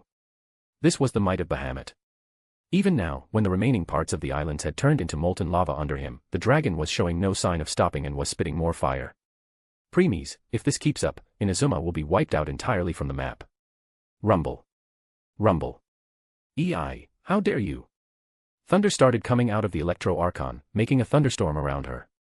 She then tilted her head backward and spread her hands. Rumble. The power of lightning erupted from her like a pillar before reaching the sky. The dark clouds formed above Narukami Island. Following that, a purple handle came out of her heart. Moving her hand, she grabbed the sword's handle and pulled it out. Roar. Thunder roared as it gathered around the Tachi, the blade which contained the true might of Electro Archon, Muzu Ishin. Preemies, who was near her, didn't get affected by it. His long black-white hair was even fluttering gently in the presence of such violent lightning.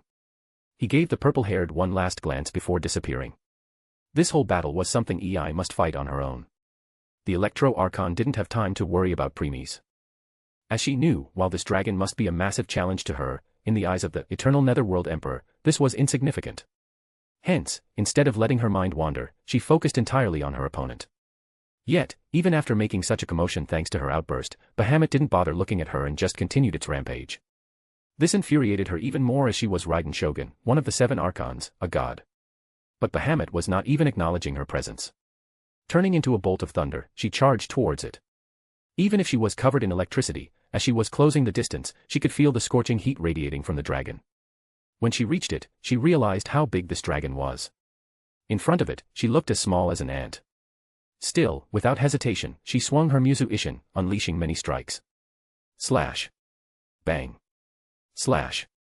Bang. They all hit the dragon, and a layer of violent electricity passed over its body. Not only that, but the strength behind even slash was so much that every shockwave shook the sky. But the next scene made Ei aghast.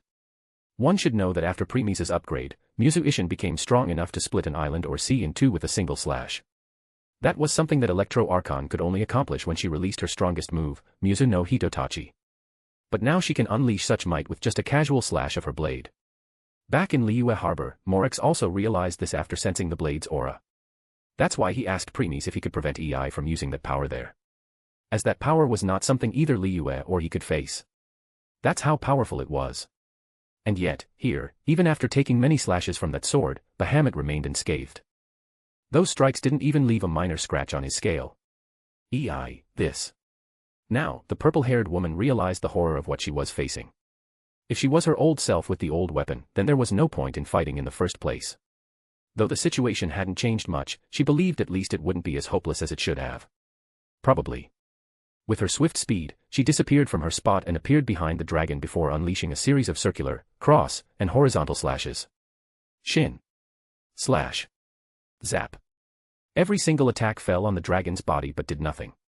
This made her tighten her knits, and she decided to use even stronger moves. However, then she stopped, realizing that Bahamut had stopped breathing fire.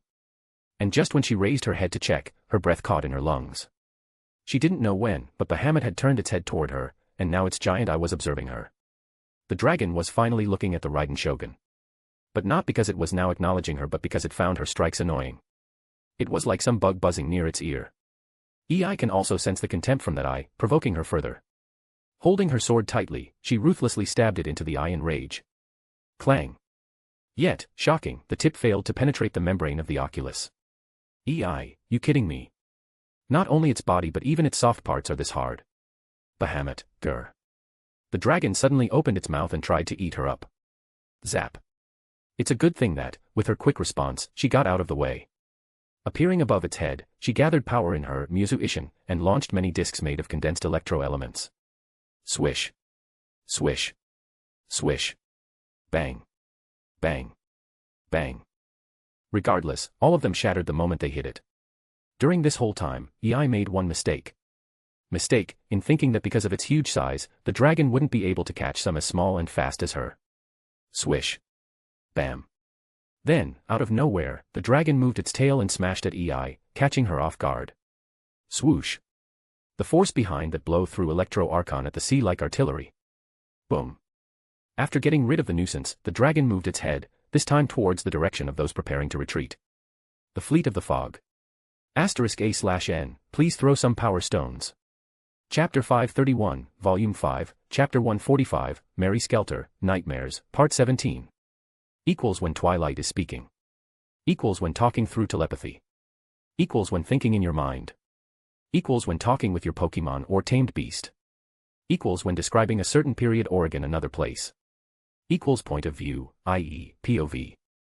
// equals and call. Equals system and when talking to it. Equals thoughts being heard. Genshin Impact, Inazuma. The moment the dragon turned its head toward the direction of fog, they realized that they had no choice but to fight. They tried to use some weak vessels to see if they could delay Bahamut, giving them time to retreat. Energy started gathering in the dragon as it spits a huge golden fireball. Whoosh! If that blast hits the fleet, the entire fog will be wiped out instantly. However, when it seemed hopeless for them, 6 super graviton cannon-like pods emerged from the super battleship. These pods hovered around before releasing energy simultaneously. In the next second, it generated huge circular portal-like spatial anomalies in the sky above and sea below. The moment that huge golden fireball reached the vicinity of the fleet, it split into beams, which were then sucked into the circular portal above and below. The blast capable of wiping half of the Inazuma disappeared just like that. It was truly absurd. Even the creature stopped after witnessing how its attack was cancelled out by the pests that it thought were even lower than the one it swatted away. At this time, Premies, who was flying high, nodded after looking at the scene. Premies, mirroring system. The most powerful defensive mechanism available to the fleet of fog vessels. However, due to its excessive energy requirement, only super battleships can use it without any setbacks. As expected from the leader of the fleet of fog. As Premies thought about it, those circular portals suddenly became smaller and moved towards the middle. Spatial electricity started emitting out of them as they moved closer and closer. Finally, they both joined each other. WUM. WUM. A ripple went through the space before that circular portal rotated and pointed towards the dragon. Then, a golden point appeared in the middle of the portal and expanded slowly. Once it had expanded enough, that point released a beam of light so fast that it hit Bahamut before it could react. Vroom. KABOOOM. An enormous explosion occurred the next instant, shaking the whole Inazuma like an earthquake. It was like a miniature sun. Before long, it disappeared, and the sky was now covered in thick clouds of smoke and dust. These clouds soon engulfed the heavens, making it difficult for light to penetrate, making the Inazuma dark. First, it was shining brightly, and now, it's as dark. Truly, it was a display of the cycle of day and night. However, just when it seemed to be over, a furious roar resounded. Roar. And the enraged Bahamut appeared again, blowing away those clouds with the flap of its wings. Flap. Whoosh. There was also something different about the dragon this time. It no longer had its right arm, and that side of its chest was somewhat gone, making its flesh visible. Shockingly, that attack not only took one of its limbs but also partially destroyed the right side of the chest. A feat that even EI failed to accomplish. Premies, not bad at all. He thought while glancing in the direction of Fleet of Fog. Premies, it seems that the disappearance of the previous fleets you sent put you on edge, Musashi. Hence, in the next few days, you tried to improve yourself as much as possible. Now you can use the mirroring system for this type of attack. True. Before, even if the mirroring system could be used for offensive, it only released the absorbed energy as a powerful omnidirectional shockwave. There was never an instance when it was used like this. It condensed all the energy it absorbed from that fireball before concentrating it in a single point and releasing it as a beam. In other words, Bahamut was hit by its own attack. Otherwise, how could Fleet of Fog possess a weapon surpassing the upgraded Musu Ishin? Premies, it's commendable. But, that's your limit, Musashi. Just like he said, in the next moment, the 6 super graviton cannon-like pods used to power the ring system exploded. Bang. Bang. It's not surprising since they were not only keeping the system activated but also using it to concentrate the abundance of absorbed energy to unleash such a devastating blow. As a result, it was too much for them to handle, and in the end, they got destroyed. And now that the mirroring system could no longer be used, the fleet of fog had no means to protect themselves, let alone attack. They were nothing more than fish on the chopping board. Preemies, you know what, you could have won. If only, you had gone for the head. Still, can't blame you, as you don't know how to control that much energy. At least you didn't miss it. Shaking his head, he continued. Preemies, in any case, your contribution will help EI get some leverage. So, now, your work is done, and you are no longer necessary. Farewell, fleet of fog. The enraged dragon raised its head, and golden flames gathered in its mouth again. Realizing that there was no escape, all the fleets released everything they had. Missile, photon cannons, torpedo, high-voltage dischargers, sniper cannons, spear cannon, and last but not least, supergraviton cannons. Swoosh. Swoosh. Fwoosh. Fwoosh. Vroom. Vroom. Bang. Bang. Bang. All those strikes fell on the dragon, which didn't bother to protect itself and just focused on charging its attack. Many explosions occurred on the dragon, along with many spatial anomalies that corroded the surrounding space with gravitational waves. Yet, the beast remained unfazed. Finally, it was done charging, and a fire breath was unleashed, its main target being the super battleship. Whistle. DRR. Crack. Klein field was easily penetrated, and then the whole ship exploded. Boom. While its mouth was still spitting the flame, the dragon moved its head, destroying all other fleets. Boom. Boom. Boom. Boom. Boom. In less than a minute, all tens of thousands of fleets of fog were destroyed, leaving none. The golden flames vaporized them completely, not even leaving a smaller piece of mass behind. It was total annihilation. Confirming that all pests were dead, the beast let out a roar. Bahamut, roar. Next, it released energy blasts like before, as if hellbent on destroying this world. Fwoosh. Fwoosh.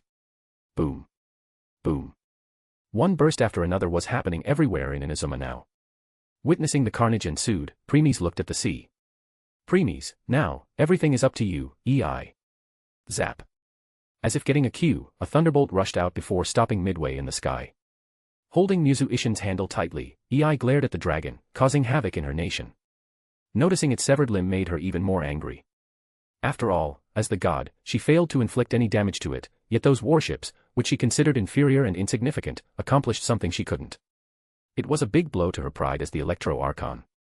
Then she charged towards it in the form of lightning. In less than a second, she stood before Bahamut, drawing its attention. Swoosh. Seeing that this ant was still alive, the dragon was enraged and was about to release its energy blast. But then EI pointed her blade at it and moved. She dashed behind it and sliced through a point in the space, briefly freezing time. Shin. An electro symbol appeared on the dragon before 6 lightning bolts surrounded it before time was unfrozen. Those lightning bolts then all simultaneously slashed through the dragon before engulfing it in a beam of lightning. Slash. Slash. Slash. Slash. Slash. Slash. Boom. She stood in the air with a massive lightning pillar behind her. She didn't hold back this time and unleashed her most decisive move, Musa no Hitotachi. The whole Inazuma was illuminated with the purple light of Raiden Shogun. Displaying her might to the world once again. Still, without changing expression, she turned and looked at the thunder pillar. Her guard was at an all-time high as she refused to believe this was enough to take down Bahamut. After all, she had witnessed its strength firsthand. The current Inazuma was also evidence of its capabilities. And she was right. Once the lightning pillar disappeared, the creature appeared again. While her move was not as pointless as before, but still it only left some scratches on its scales. That's all. Seeing this, Electro Archon frowned. EI, even this wasn't enough to do any real damage to it. Bahamut, GRRR. As she was deciding her next course of action, the dragon suddenly turned and released a beam of energy. Sew. Zap. Fortunately, at the last moment, she moved out of the way. Appearing on its other side, she unleashed Musa no Hitotachi again. Shin. Slash. Slash. Boom. And again. Shin. Slash. Slash. Boom. And again. Shin. Slash. Slash. Boom. She kept on releasing Musa no Hitotachi non-stop while dodging Bahamut's attacks. That's something extremely shocking and utterly unheard of. After all, one can't forget that it was Raiden Shogun's strongest move. The might behind it can even slay a god. Hence, it requires a substantial amount of energy. Yet EI was now using it like an ordinary attack. It was all thanks to her upgraded Muzu Ishin, which provided her with an almost endless energy source and made the cost of unleashing such moves nearly negligible. Boom. After using another Muzu no Hitotachi, EI took it a notch. She used her power to create her 9 electroclones, and they also started using Muzu no Hitotachi. Shin. Shin. Sensing that she could go on, she made more and more clones. Before long, there were a total of 100 Raiden Shoguns around the dragon, with more than 80% of them attacking with Muzu no Hitotachi, while the remaining were using some less energy-consuming moves. It was indeed a sight to behold, with each attack affecting space and time, *A/N. Hi, readers. From now on, new chapters will not be released on constant days, as I have decided to make the future chapters longer. Thanks. *A/N, please throw some power stones. Chapter 532, Volume 5, Chapter 145, Mary Skelter, Nightmares, Part 18. Equals when Twilight is speaking. Equals when talking through telepathy. Equals when thinking in your mind. Equals when talking with your Pokemon or tamed beast. Equals when describing a certain period or another place. Equals point of view, i.e., POV. // equals and call. Equals system and when talking to it. Equals thoughts being heard. Bahamut didn't even get the opportunity to fight because whenever EI or her clones used Muzu no Hitotachi, the time froze. And it just kept on stacking.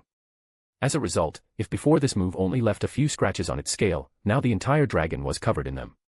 Not only that, but many times, some slashes fell on the previous ones, making them deeper.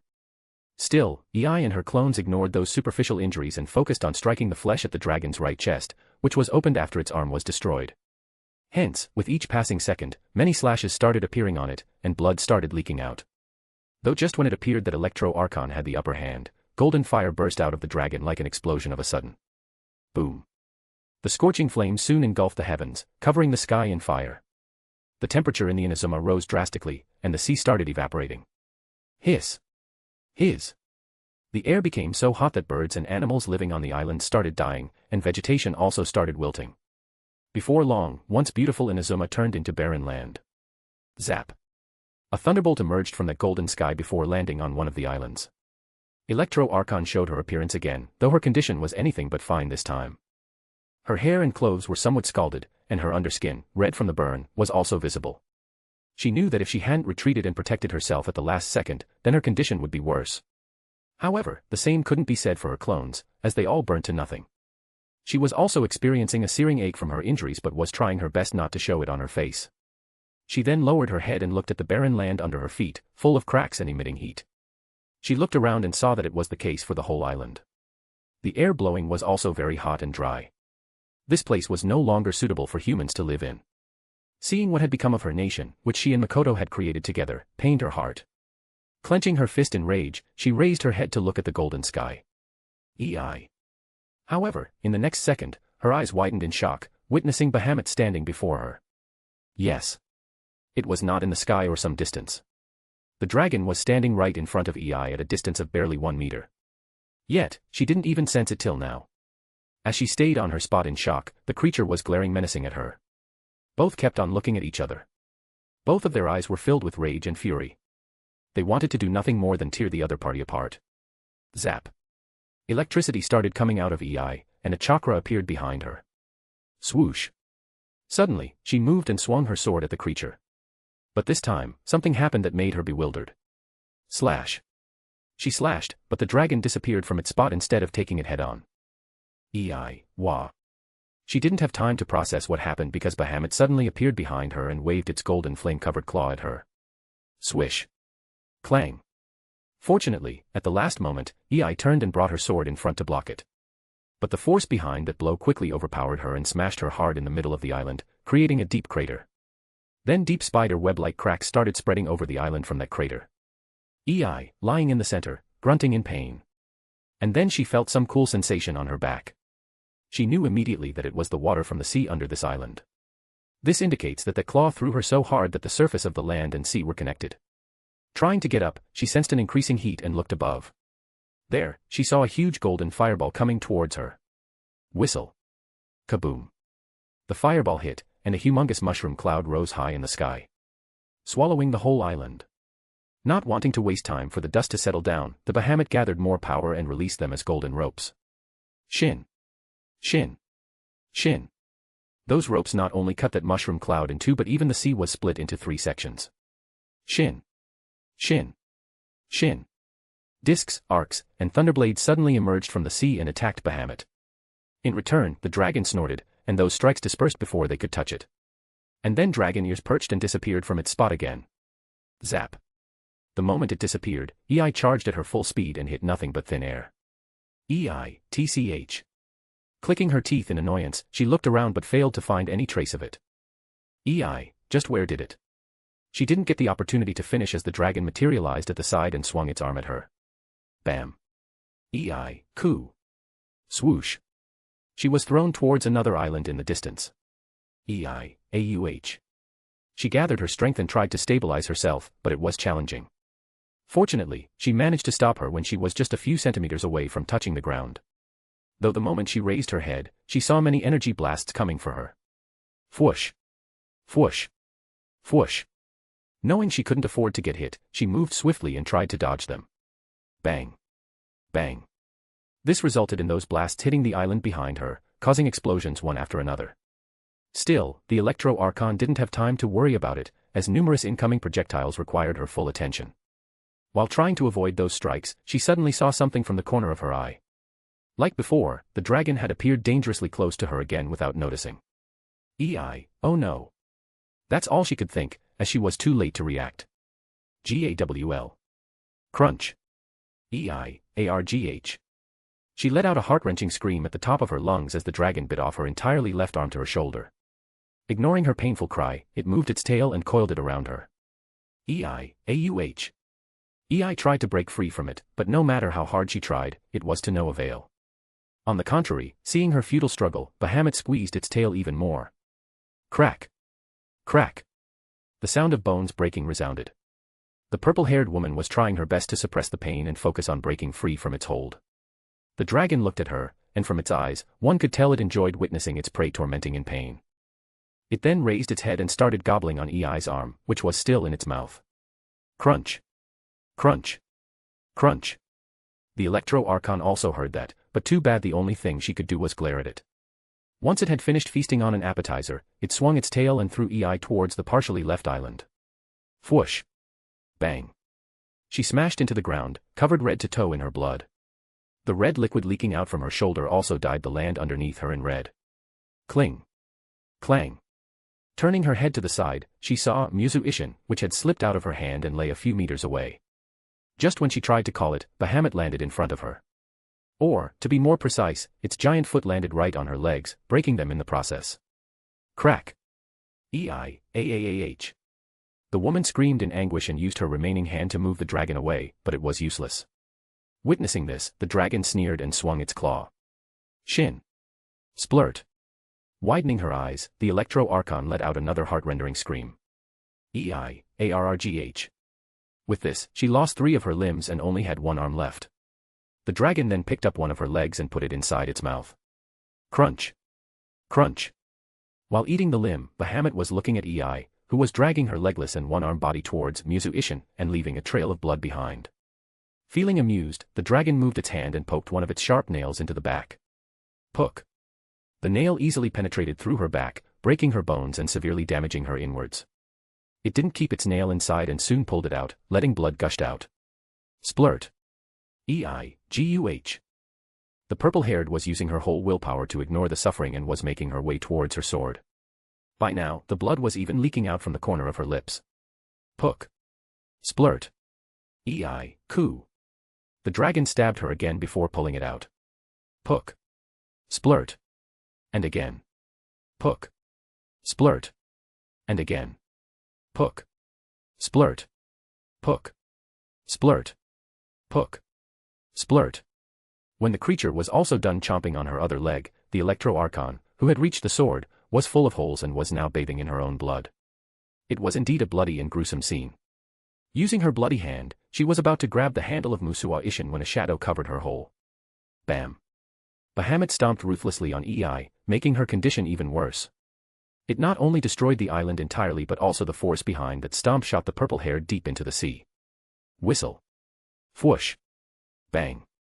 And soon, EI was plastered deep into the seabed below. Water made even more blood leak out of her body, making the sea around her somewhat red. The Electro Archon wanted to get up again. However, the strength didn't enter her body. Since the water was making her lose her blood even faster, her consciousness started becoming blurry. Even the light barely reached this place. EI, is this the end? She thought as with each passing second, it became difficult for her to keep her eyes open. She had given her everything in this battle. Yet, it was not enough. She can't even bridge the gap between their strength, let alone thinking of winning. At this moment, she remembered Premisa's words about how the 7 nations fell during Phase 2. That time, she wondered whether they could have won if they had strengthened their defenses. But now, facing the enemy, she realized that it would not have changed the outcome even if they had done so. After all, their adversaries were just too strong. Even she could barely hurt them with her upgraded Mushu Ishin. EI, is this our destiny to fall one by one? If it is, then what's the point of pursuing eternity? Eternity had different meanings to different people. For humans, it meant that they could have endless lifespans. However, the archons or gods of this world already had endless lives. Hence, they had different perspectives on eternity. To them, by obtaining eternity, you were free of erosion. Erosion was a general term for the process of getting mentally eroded over time, or worn down, by a combination of factors affecting someone's life, including natural memory loss as well as emotional loss or experiencing traumatic events. Eventually, erosion will cause a person to lose their sense of self. Even powerful, long-lived beings like gods and elemental dragons are susceptible to erosion.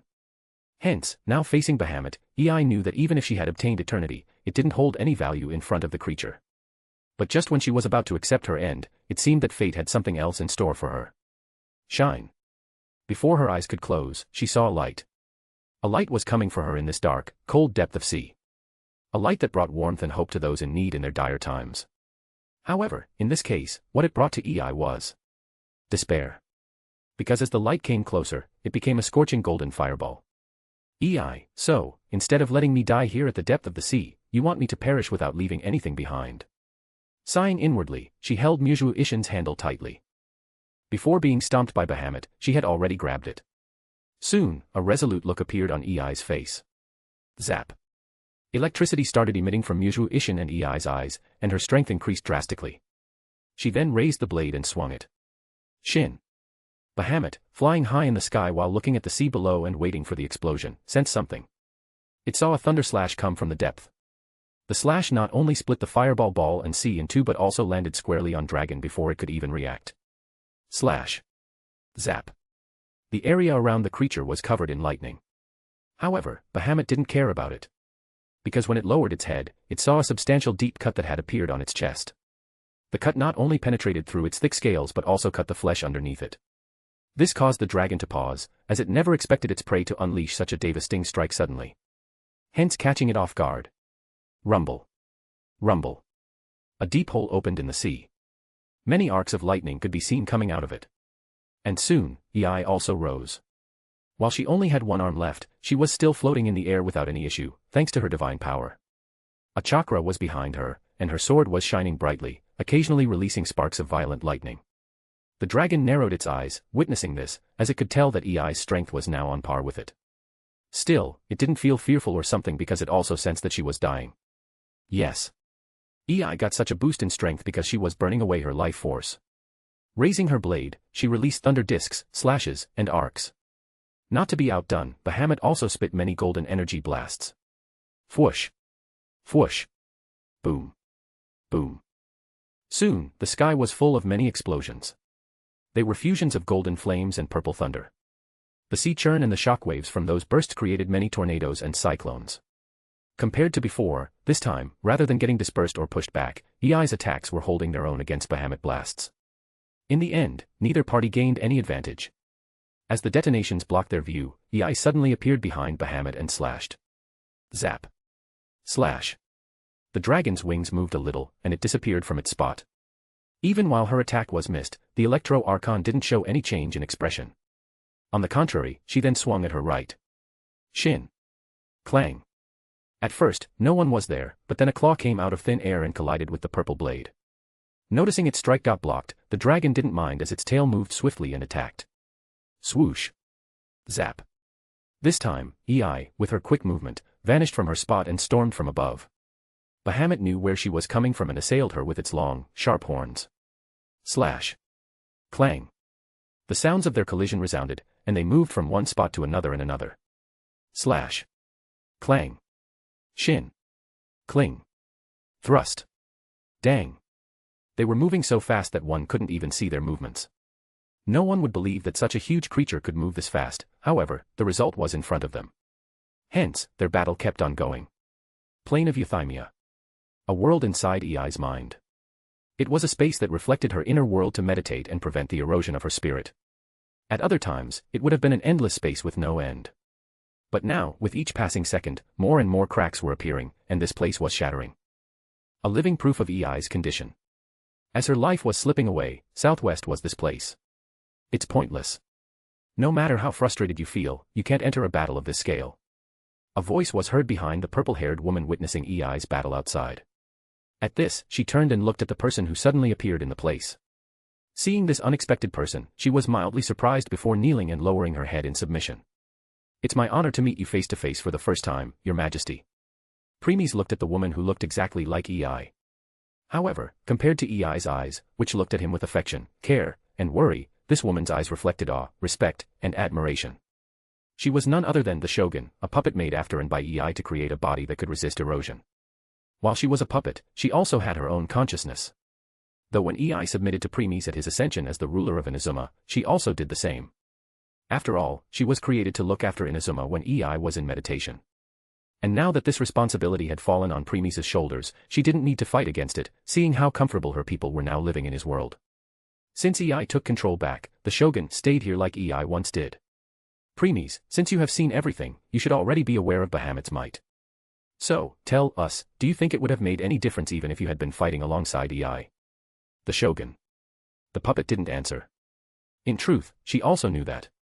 But witnessing how her nation was turned into ruins and her creator was engaged in a life-death battle against a creature against whom she couldn't win. For the first time, she experienced the feeling of helplessness and powerlessness. In the end, the only she could do was watch in frustration while cursing her own weakness. One was the blue-haired half-adeptus, and another was the first Electro-Archon. Ganyu was doing paperwork while Makoto was sorting them in order. At this moment, the purple-haired received a telepathic message. Premies, Makoto. Makoto. Getting surprised a little, she hurriedly collected herself. Makoto, yes, my lord. Is there something I can help you with? Premies, yes. We want something from you that can help EI face her challenge. Hearing that it was related to her sister, Makoto turned serious. Makoto, give your order, my lord. No matter what it is.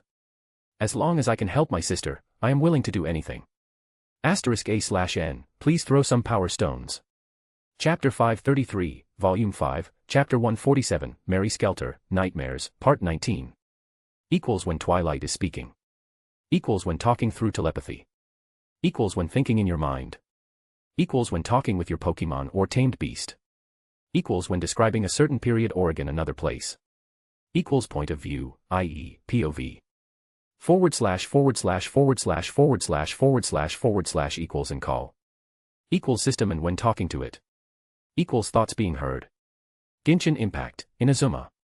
Two beings could be seen hovering in the scorching golden flame-covered sky. One looked like a human with only one arm intact, while the other was an enormous reptile-like creature. The human-like being was emitting purple thunder, and the reptile-like creature was emitting golden flames.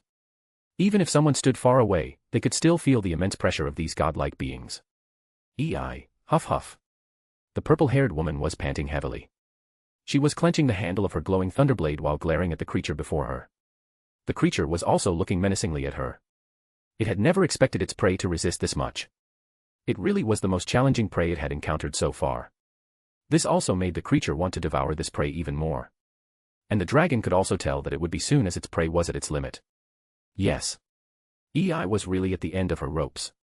She could feel her strength rapidly declining with each passing second now. She was feeling quite depressed for not being able to give Bahamut at least one serious injury even after burning away her life force. True.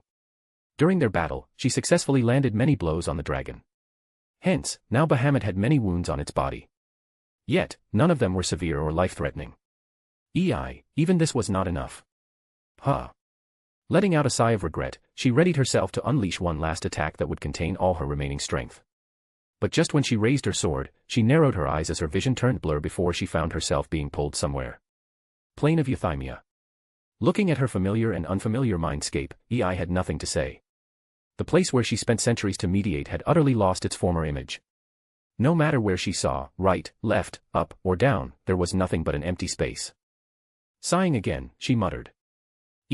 So, I am already on the verge of death. Yes, you're. Hearing this voice, she turned to the side and saw an identical person.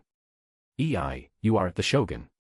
The Shogun, it's been a long time since we met face to face. Yeah. Over 400 years. The Shogun sensed something in Ei's tone and spoke. The Shogun, You seem surprised to see me. I do. I knew that the reason I could keep fighting with Bahamut for so long was also because you were lending me your strength. Otherwise, I would have lost long ago. The Shogun, so, now that you are at your limit, you thought I was already gone. The Shogun, well, you are not wrong completely. I am also at my end. However, I can still lend my strength for one last blow. Strength for one last blow. How? Unless. You don't mean. The Shogun, yes. If I burn away my last godly essence, body, and consciousness, I can give you enough boost to unleash a devastating blow. Seeing that had turned silent, the Shogun spoke. The Shogun, don't get cold feet now thinking, even if she is the puppet I created, she is a different person, and I can't ask her more than I already do. This made swallow her words. The Shogun was right. If she had died already, wouldn't have thought about it. But now that she was still alive, was thinking of a way for her to survive somehow. The Shogun, don't forget, You created me to look after Inazuma. And I have done so for centuries. Hence, one or another, I am also the ruler of Inazuma, like you. So, I have the right to fight for it until my last breath. You are not the only one. Suddenly, the space wrapped, and another person came. Seeing her, widened her eyes. Makoto, what are you doing here? Looking at her twin sister, the first Electro-Archon smiled. Makoto, I left you before and forced you to carry the heavy burden of Inazuma on your shoulder. Now that I have returned, do you really think I will let you shoulder it alone again? Makoto. Makoto, we three are the ruler of Inazuma, the Electro-Archon. Hence, it's normal for us to share this burden rather than having one person take it all. Makoto, let me fight alongside you one last time. Realizing what she meant, widened her eyes in shock. Makoto, you are not planning to. Makoto, while the Shogun sacrifice might give you the power to unleash a move that can be dangerous to Bahamut, there is still no guarantee that it will be enough to kill him. However, if we add my power, it's possible. I decline. The current Electro-Archon shouted and refused to listen to her sister's advice. Her eyes were full of desperation. It was due to a miracle that she was able to see her sister again. Yet, now she would be gone again. There was no way she could accept that. Makoto, no. Makoto, listen to me. No. Suddenly, Makoto stepped forward and hugged her. Makoto, we promised, didn't we? When I took the throne of Electro-Archon, and you became my shadow warrior, we promised to look after Inazuma. A place that we both made together and called our home. Makoto, but now, Inazuma is gone. We failed to protect our home and our people. While their souls have now entered the cycle of reincarnation that our Lord created, it still didn't change the fact that they died and we couldn't save them. Makoto, we failed to protect them. But we can take revenge for them, even for once. So, don't hesitate. I won't leave you alone this time and will be by your side till the end. Ei's shoulders started shivering before she reluctantly nodded. A while later, she raised her head. Her eyes were filled with tears as they streaked down her cheeks. But she didn't bother to wipe them. Her eyes were also resolute and full of determination. But even if we have the strength to kill that creature, we will only get one shot. What even it sensed the danger and ran away? Or what if our attack misses? Won't this all be pointless? Makoto, that's... The first Electro-Archon was lost for words at this. She can't deny that.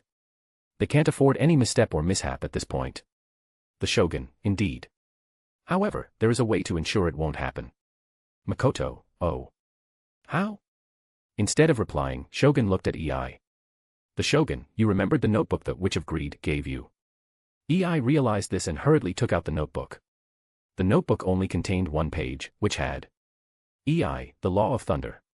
The Shogun, Ei, but the Witch of Greed clearly mentioned that I am not yet strong enough to comprehend it. The Shogun, we don't need to comprehend it entirely.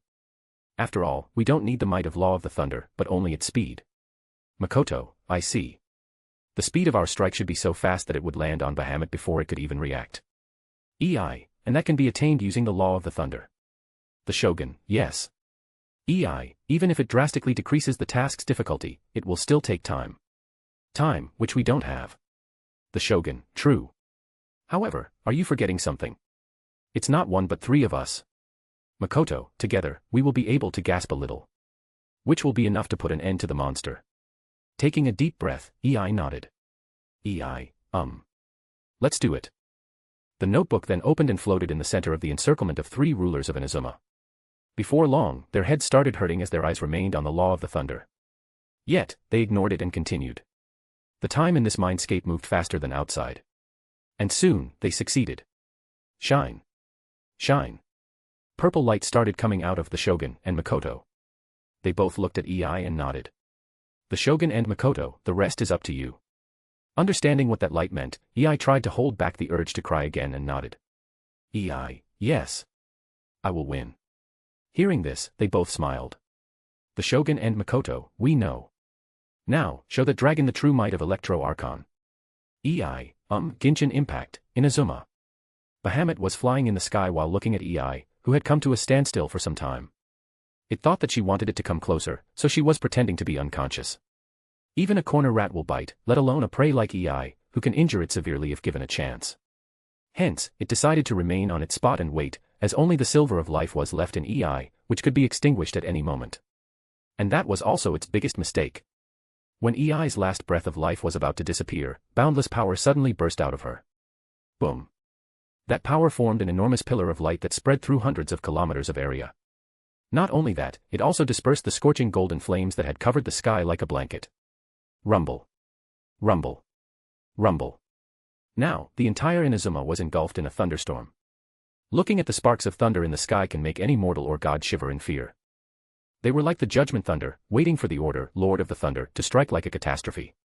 The sea roared as many hurricanes, cyclones, and tornadoes started forming all over Inazuma. Finally, the pillar of light disappeared, and Ei stepped forward. Step. Step. Step. The whole nation was engulfed in a natural disaster, yet her steps resounded everywhere in Inazuma. Bahamut eyes constricted, and a chill went down its spine, followed by boundless fear and dread as it looked at Ei's new form. All the limbs that it had severed had regrown. All the injuries that it had inflicted had been healed. She had grown taller. She was no longer wearing her purple yukata but a new white and purple one. Finally, she had a golden crown on her head. As the dragon was horrified about how she suddenly became this strong, it saw three shadows behind her. All three were identical, like triplets. The one in the middle was the one it was fighting as she held her signature purple sword. The one on the left also looked the same, but she had a purple spear instead of a sword. Finally, the one at right was wearing a white yukata with a parasol in her hand. Bahamut realized what was going on. It was no longer fighting a single person but three as one. The person who came out was neither Ei nor Makoto nor the Shogun. She was the Electro Archon. Pick, the Electro Archon. Covered in thunder, the Electro Archon stepped forward and looked down on the dragon responsible for the destruction of her nation. She really wanted to give it the most painful and terrible death it can ever imagine. But it was too bad that she could only make one move with the time she had left. Hence, she decided to release everything in one go. She raised her hand high in the sky. Rumble. Rumble. Roar. The thunder roared before it converged into one point and fell in her hand. Boom. Holding the might of the lightning in her hand, which, if released, can wipe out this whole continent of Teyvat, she turned to Bahamut. The dragon no longer had its usual arrogance and pride on its face like before. Right now, it was trembling in fear. Throughout its life, Bahamut had done nothing more than destroy and feast on its prey. It loved to see prey wailing in despair, begging, and praying for it to spare them. This gave it a sense of pride and accomplishment, letting it know it stood at the top of the food chain. But today, the one who the creature always thought of nothing more than its food now held the power to end it. It was like a nightmare. The Electro-Archon remained cold and indifferent to the dragon's behavior. She knew this creature would have never thought of sparing her or her people, even if given a choice. Hence, it should also forget about asking for mercy either. Letting out a deep breath, the Electro-Archon held the lightning as if she was holding a sword. Witnessing this, Bahamut realized that she had no intention of sparing it. Hence, it gathered all its power in its mouth and shot a massive fireball. The fireball was so big that the Electro-Archon looked like an ant in front of it. Swoosh. Still, without confirming whether its attack did anything, the dragon turned, spread its wings, and escaped. Swoosh. The Electro-Archon didn't seem surprised as she had expected this. Turning a blind eye at the upcoming fireball, she held the lightning like a sword and swung towards the fleeing Bahamut. The Electro-Archon, disappear. Shin. A massive slash of lightning was released from her hand. That slash cut the coming fireball in two, and as it made its way toward the dragon, it also split the sea and sky the same. The slash also left trails of lightning in the way. On the other hand, when Bahamut was about to leave the vicinity of Inazuma, its instinct started screaming about the incoming danger. This made the dragon look back, which was its mistake. Shin. The moment it turned, the slash cut it in two. From head to tail. The dragon came to a standstill on its spot. And a second later, it split into two and fell. This was not the end, though. The lightning trails left behind by the slash exploded in a brilliant light. That light engulfed the Bahamut and erased its split body into nothing, putting an end to the evil dragon. After some time, the light disappeared. Along with it, the dark clouds over Inazuma dispersed, and the cyclones, hurricanes, and tornadoes that had formed over the sea started to settle down. Then, the first ray of sunlight fell on the Electro-Archon, flying in the sky, making a beautiful picturesque scene. With this, Phase 2 of Inazuma was finally completed. Looking at the Electro-Archon bathing in the sunlight, preemies remained silent. After all that hardship, they finally succeed in taking down Bahamut. Though, Inazuma was no more. Lowering his gaze, he saw only the endless sea, with not even a single piece of land in sight. With this, one of the 7 nations of Teyvat had utterly disappeared from the map. While they were not showing on their faces, preemies knew that Ei, Makoto, and the Shogun were feeling very remorseful. Even the death of the creature didn't bring them any happiness. If preemies wanted, he could restore Inazuma to its former state with his thoughts. But he won't, as there would be no point. He already told Ei that Phase 2 was not the end. There were also Phases 3, 4, and 5. In some cases, there were even Phases 6 and 7. Anyway, the point was that Phase 2 was only on a national level. Phase 3 will at least reach a continental scale, let alone the next ones beyond. Shaking his head, preemies decided to put those thoughts away and check something else. He willed, and suddenly, many metallic spheres with the Fleet of Fog insignia appeared before him. They were none other than the Union cores, the heart of Fleet of Fog vessels. When Bahamut destroyed the fleets, preemies took away all these cores. There were over tens of thousands. He then extended his hand, and one of the cores flew toward him. Grabbing it, he started caressing it gently. He then turned his head and looked at the horizon. Preemies, 3 things remain. Time to get them. Next, his gaze penetrated through all the obstacles and looked past the world barrier arpeggio of blue steel.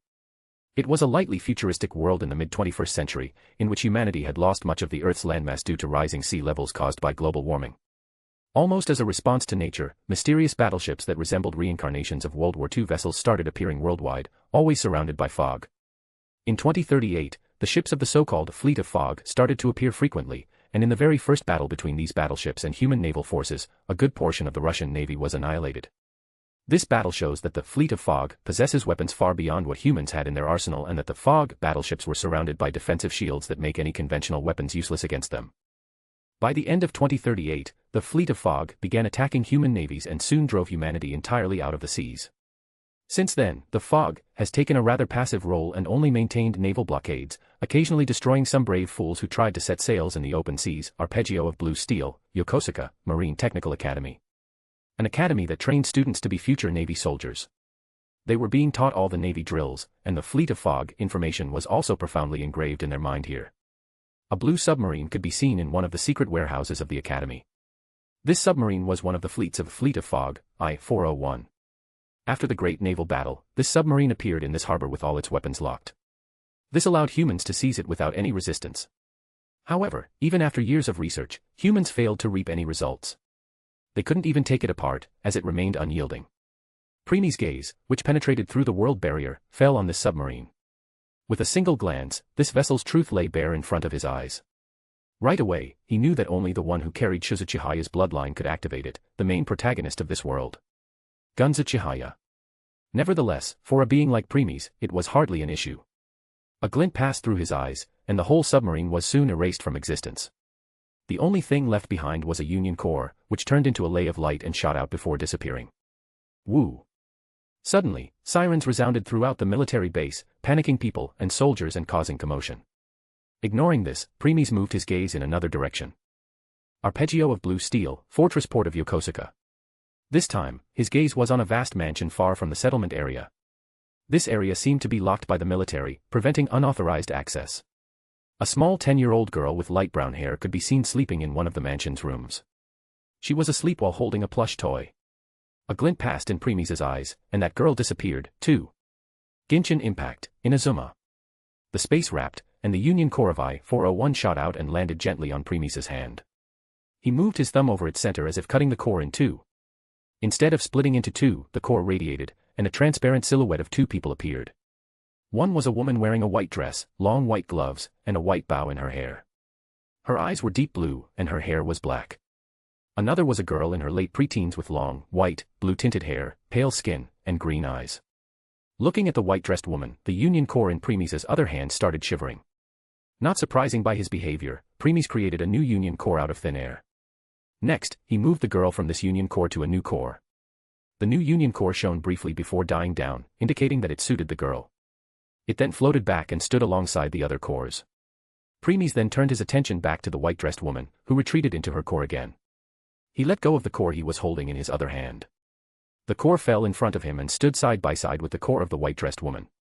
Premies, Super Battleship Musashi and Super Battleship Yamato. Yes. The white-dressed woman was another super battleship on par with Musashi, Yamato. And that girl in her late preteens was the original I-401. With this, Premies now had a whole fleet of fog in his arsenal. He then waved his hand and put the cores away. Premies, 2 things are done. 1 more to go. The moment he thought about that, the space wrapped again, and that brown-haired 10-year-old girl appeared before him. Premies looked at this girl more attentively than even the fleet of fog. Premies, design child, Akame Maki. Yes, this girl was not exactly human. She was a design child. A child who was genetically engineered humans with superhuman abilities in a particular area of expertise, ranging from weapon creation to politics.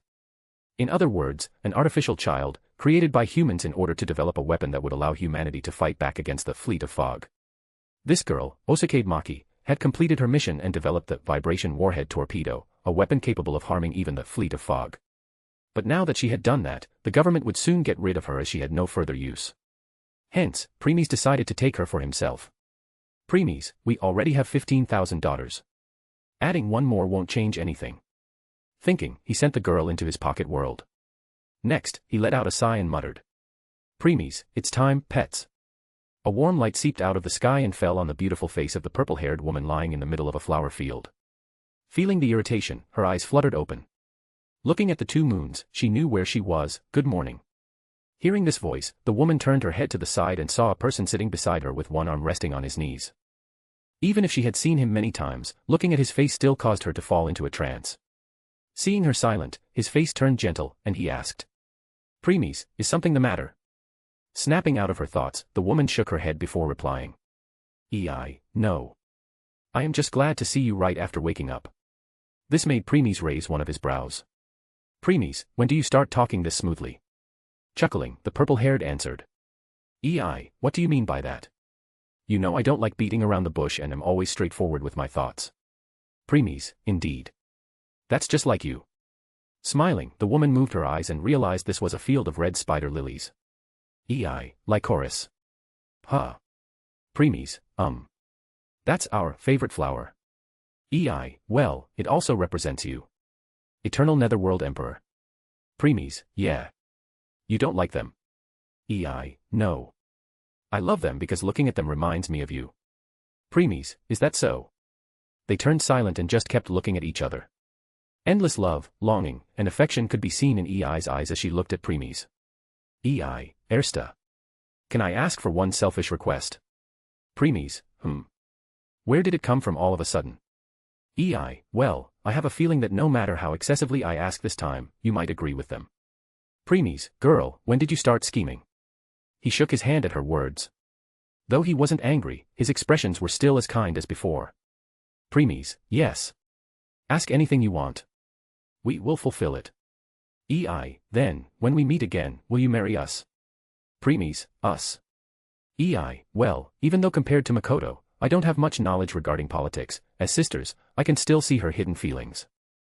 However, seeing how we spent more time together, she decided to step back and bury those feelings to avoid between.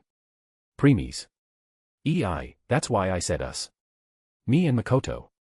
Just like she didn't want me to sacrifice my happiness, I also don't want her to do the same. So. Looking at him, she asked. Her eyes were full of anticipation.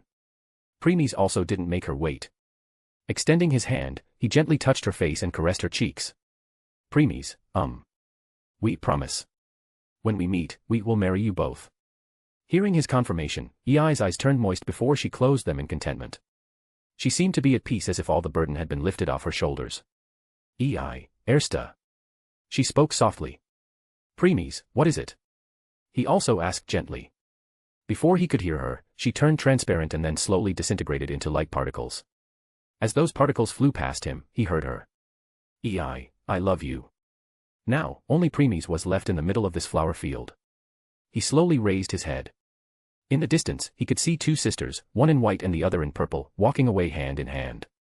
Then, as if sensing his gaze, they looked back at him and smiled beautifully before continuing.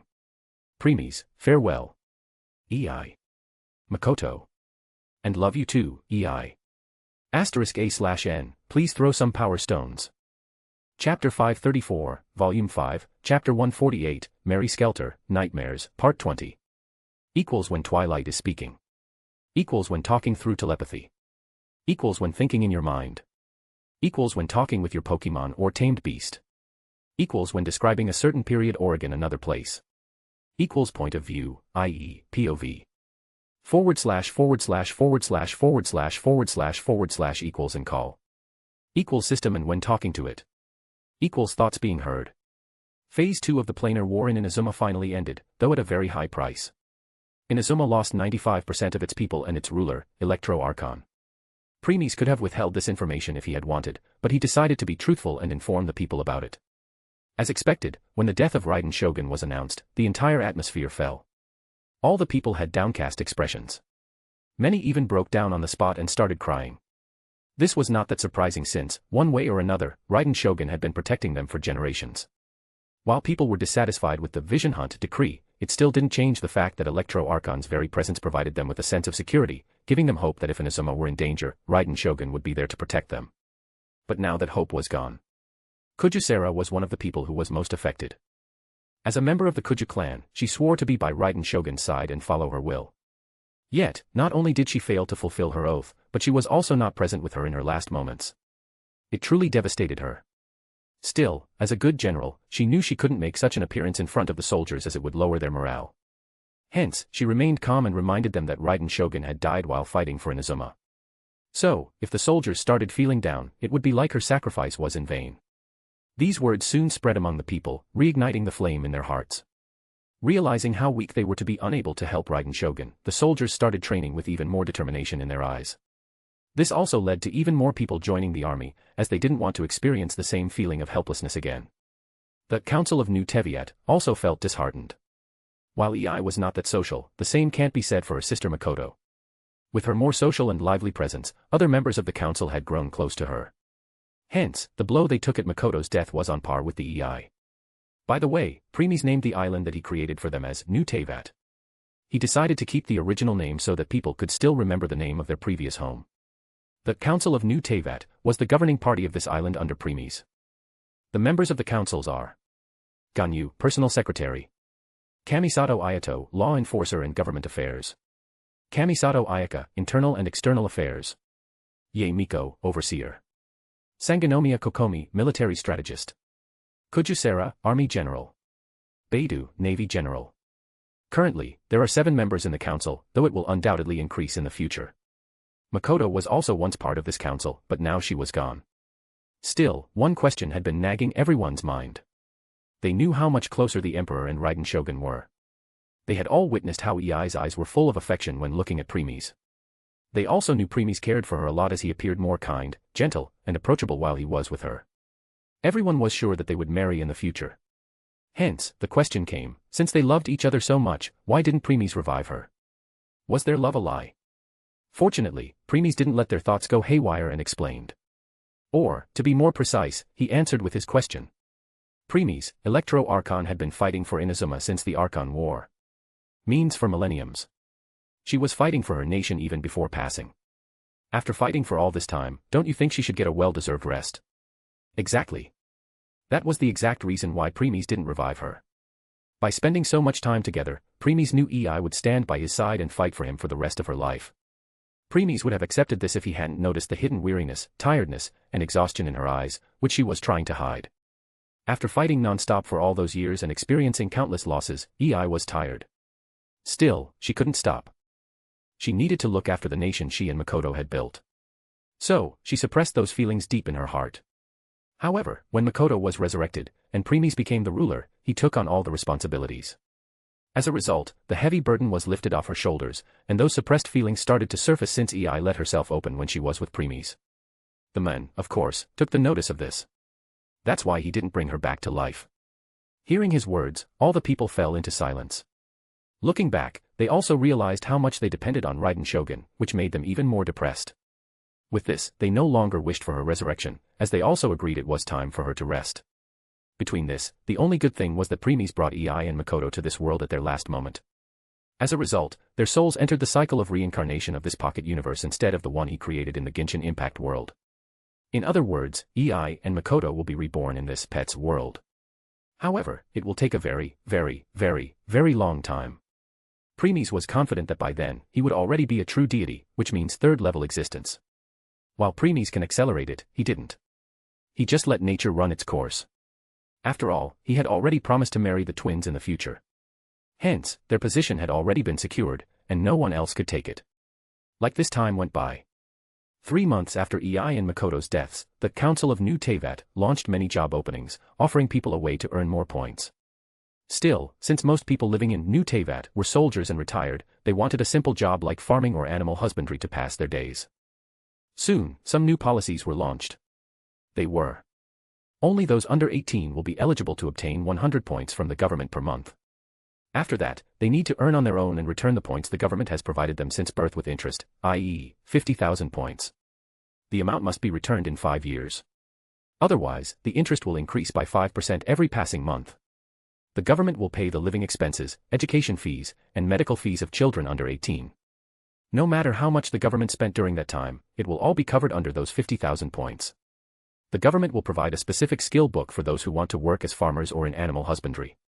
Anyone can use the skill book to get the basic knowledge of how to work in that field. In return, after keeping the required amount for themselves, the people can sell extra goods to the government only. The government will buy these crops, milk, eggs, and meats at a reasonable price. The materials bought from the government will all be quality assured. If they are not, the government will compensate them. There are only 5 of them for now, but they will increase in the future. Looking at the first policy, anyone would think the government was asking for an excessive return amount. After all, if we count the day the child is born until they are 18, it will be 12 times 18 is equal to 216 months. If they get 100 points monthly, it should be 21,600 points.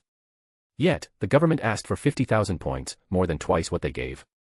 However, the dissatisfaction vanished once they read the second policy. Since the government will be responsible for providing children with food, education, and medical care, these 100 points were like pocket money for the children to spend however they pleased. It also stated that no matter how much the government spent on children until 18, the children only needed to return 50,000 points. In other words, no matter how expensive the children's education and medical fees were, starting from 1 point to millions or more.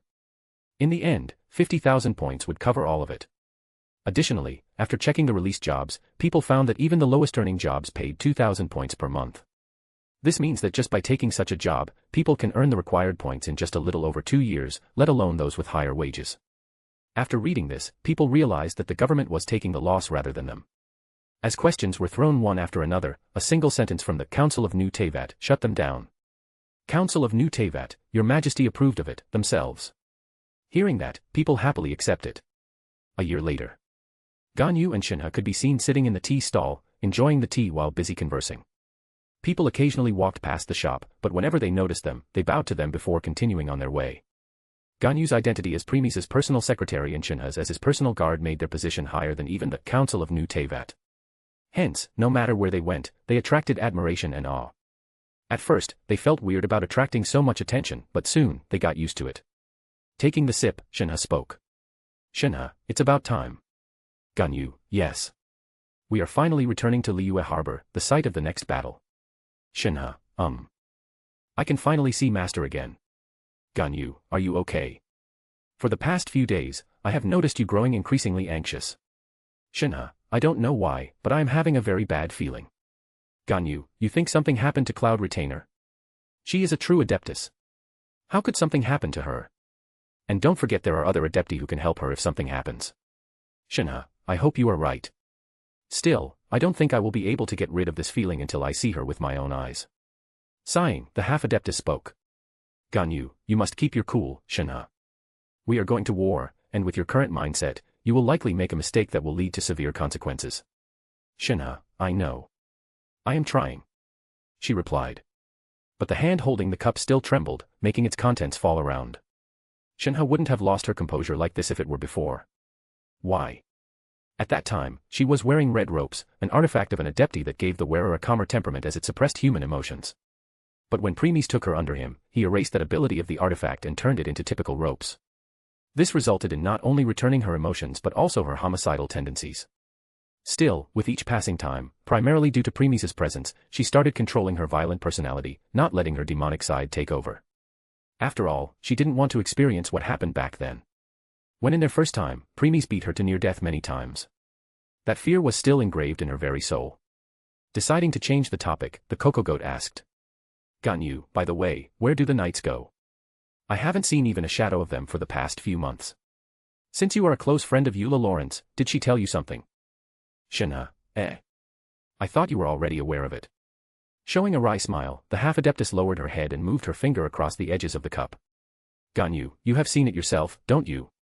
Your Majesty has become more reserved ever since Miss Makoto and Ei left. As we are more connected with them than others, we spend our remaining time caring for their needs. As a result, I don't have time to look for other things. At this, Shinha became quiet. True. Ever since Makoto and Ei left, Premis had thrown himself entirely into work and didn't take care of anything else. Before, the twins occasionally reminded him to stop work, rest, eat something, go out to take a stroll, and many more.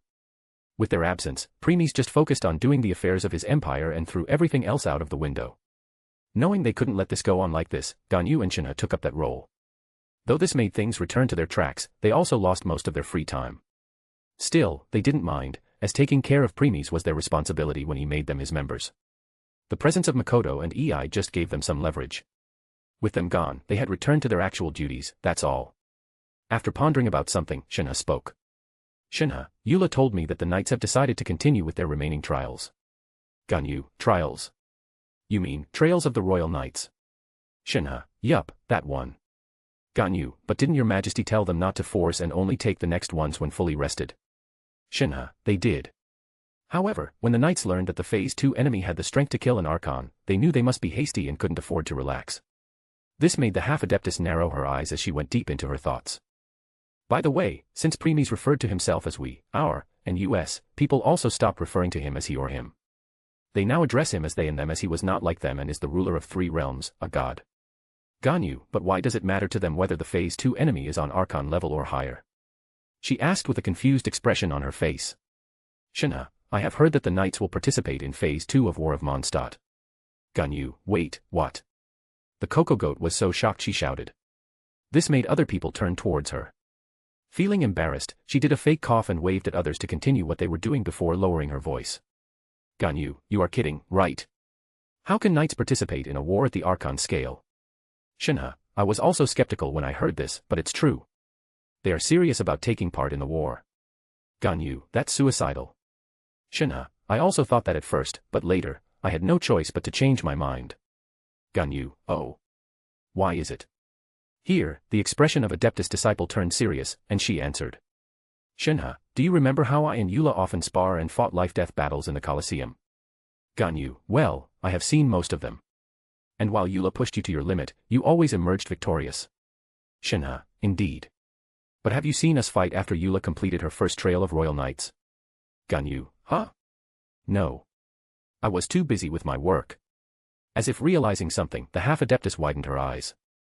Ganyu, don't tell me you lost. Shinha, I did, every time. We fought over 100 battles. Yet, let alone defeating her, I didn't even come close. Ganyu, has she become so strong? Shinha, she does. Though it's not like her elemental reserve increased or something. It's her technique, swordsmanship, and movements that have become sharper, nimbler, and refined. She quickly found the weakness in my stance, strikes, movements, and defenses. Ganyu, are you trying to say that she defeated Yo? Shinha, barely using her elemental power, yes. Ganyu. Shinha, shocking, right? The half-adeptus can only nod in shock as this was too hard to believe. Shinha, too bad when I asked, she didn't reveal what her trial was. Or, to be more precise, she can't, as your majesty had done something to prevent the knights from telling others. Ganyu. I see. The half-adeptus muttered. She only knew that knights had to complete some trials to become royal knights. But what trials are they? Even she also had no idea. She was sure no one else knew about it except for the knights, themselves, and preemies. Shaking her head, she decided to put those thoughts away for now. Ganyu, in any case, at least with this, they would have the chance to enter this war. Shinha, agreed. Though, let's hope they complete it before Phase 2 begins. Ganyu, yes. For now, the only thing we can do is wait. Shinha, Ganyu, let's talk about our upcoming battle. Do you think we will survive till the end? Shinha, I don't know. Your Majesty clearly stated that they have no intention of interfering. This battle is something Liyue Harbor has to face on its own.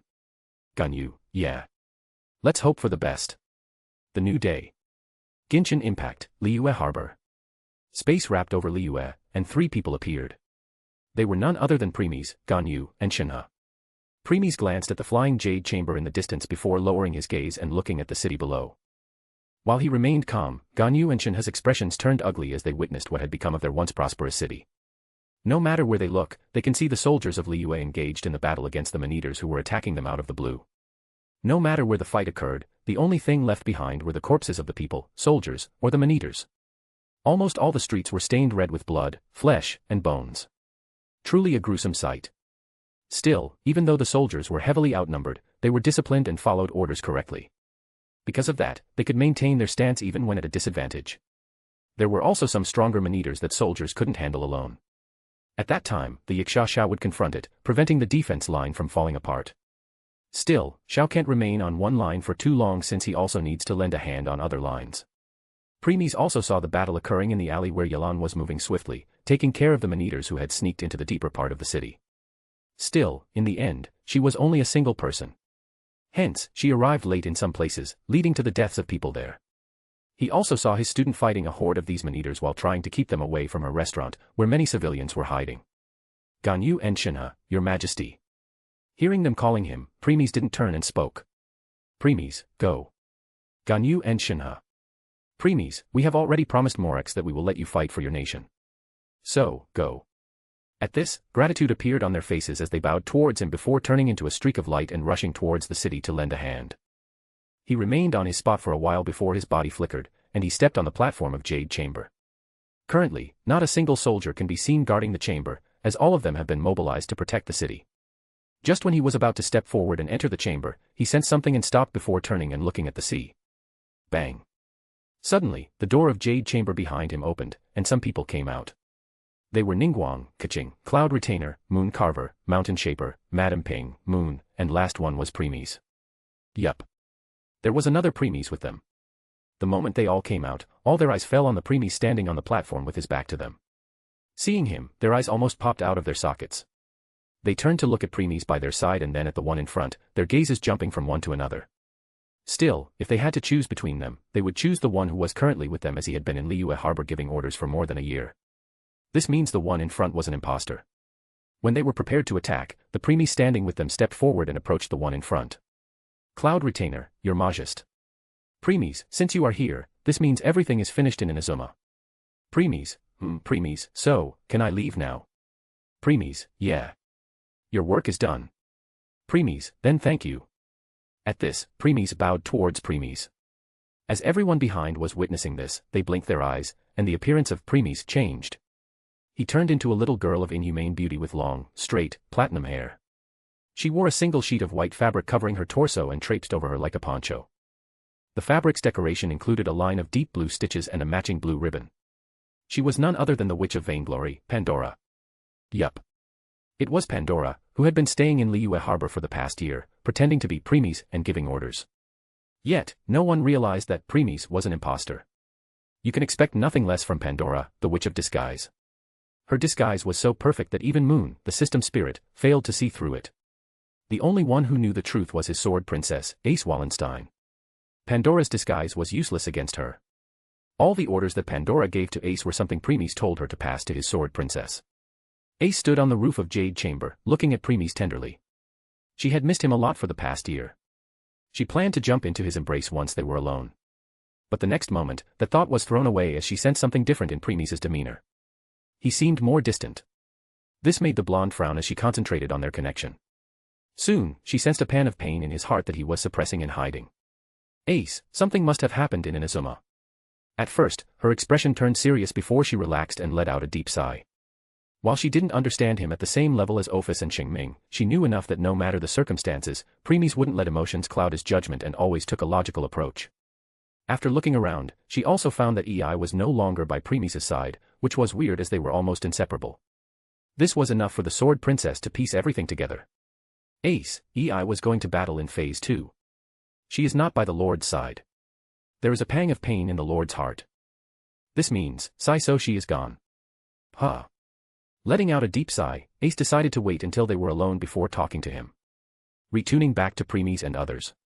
Ningguang and others looked uncomfortable, realizing they had been with an imposter all this time rather than the real deal. Looking back, they realized many flags were pointing towards it. For example, this Premies behaved much more flirtatiously and playfully while talking with other women. Let alone meeting, he didn't even ask how his student Xiangling was doing. We have been tricked. As if seeing through their thoughts, the witch glanced back at them and chuckled. Pandora, hey. This infuriated them even more because they could tell she was looking down on them and mocking them right in their faces. Pandora, I will take my leave now. With that, she disappeared and returned to Multiverse Library.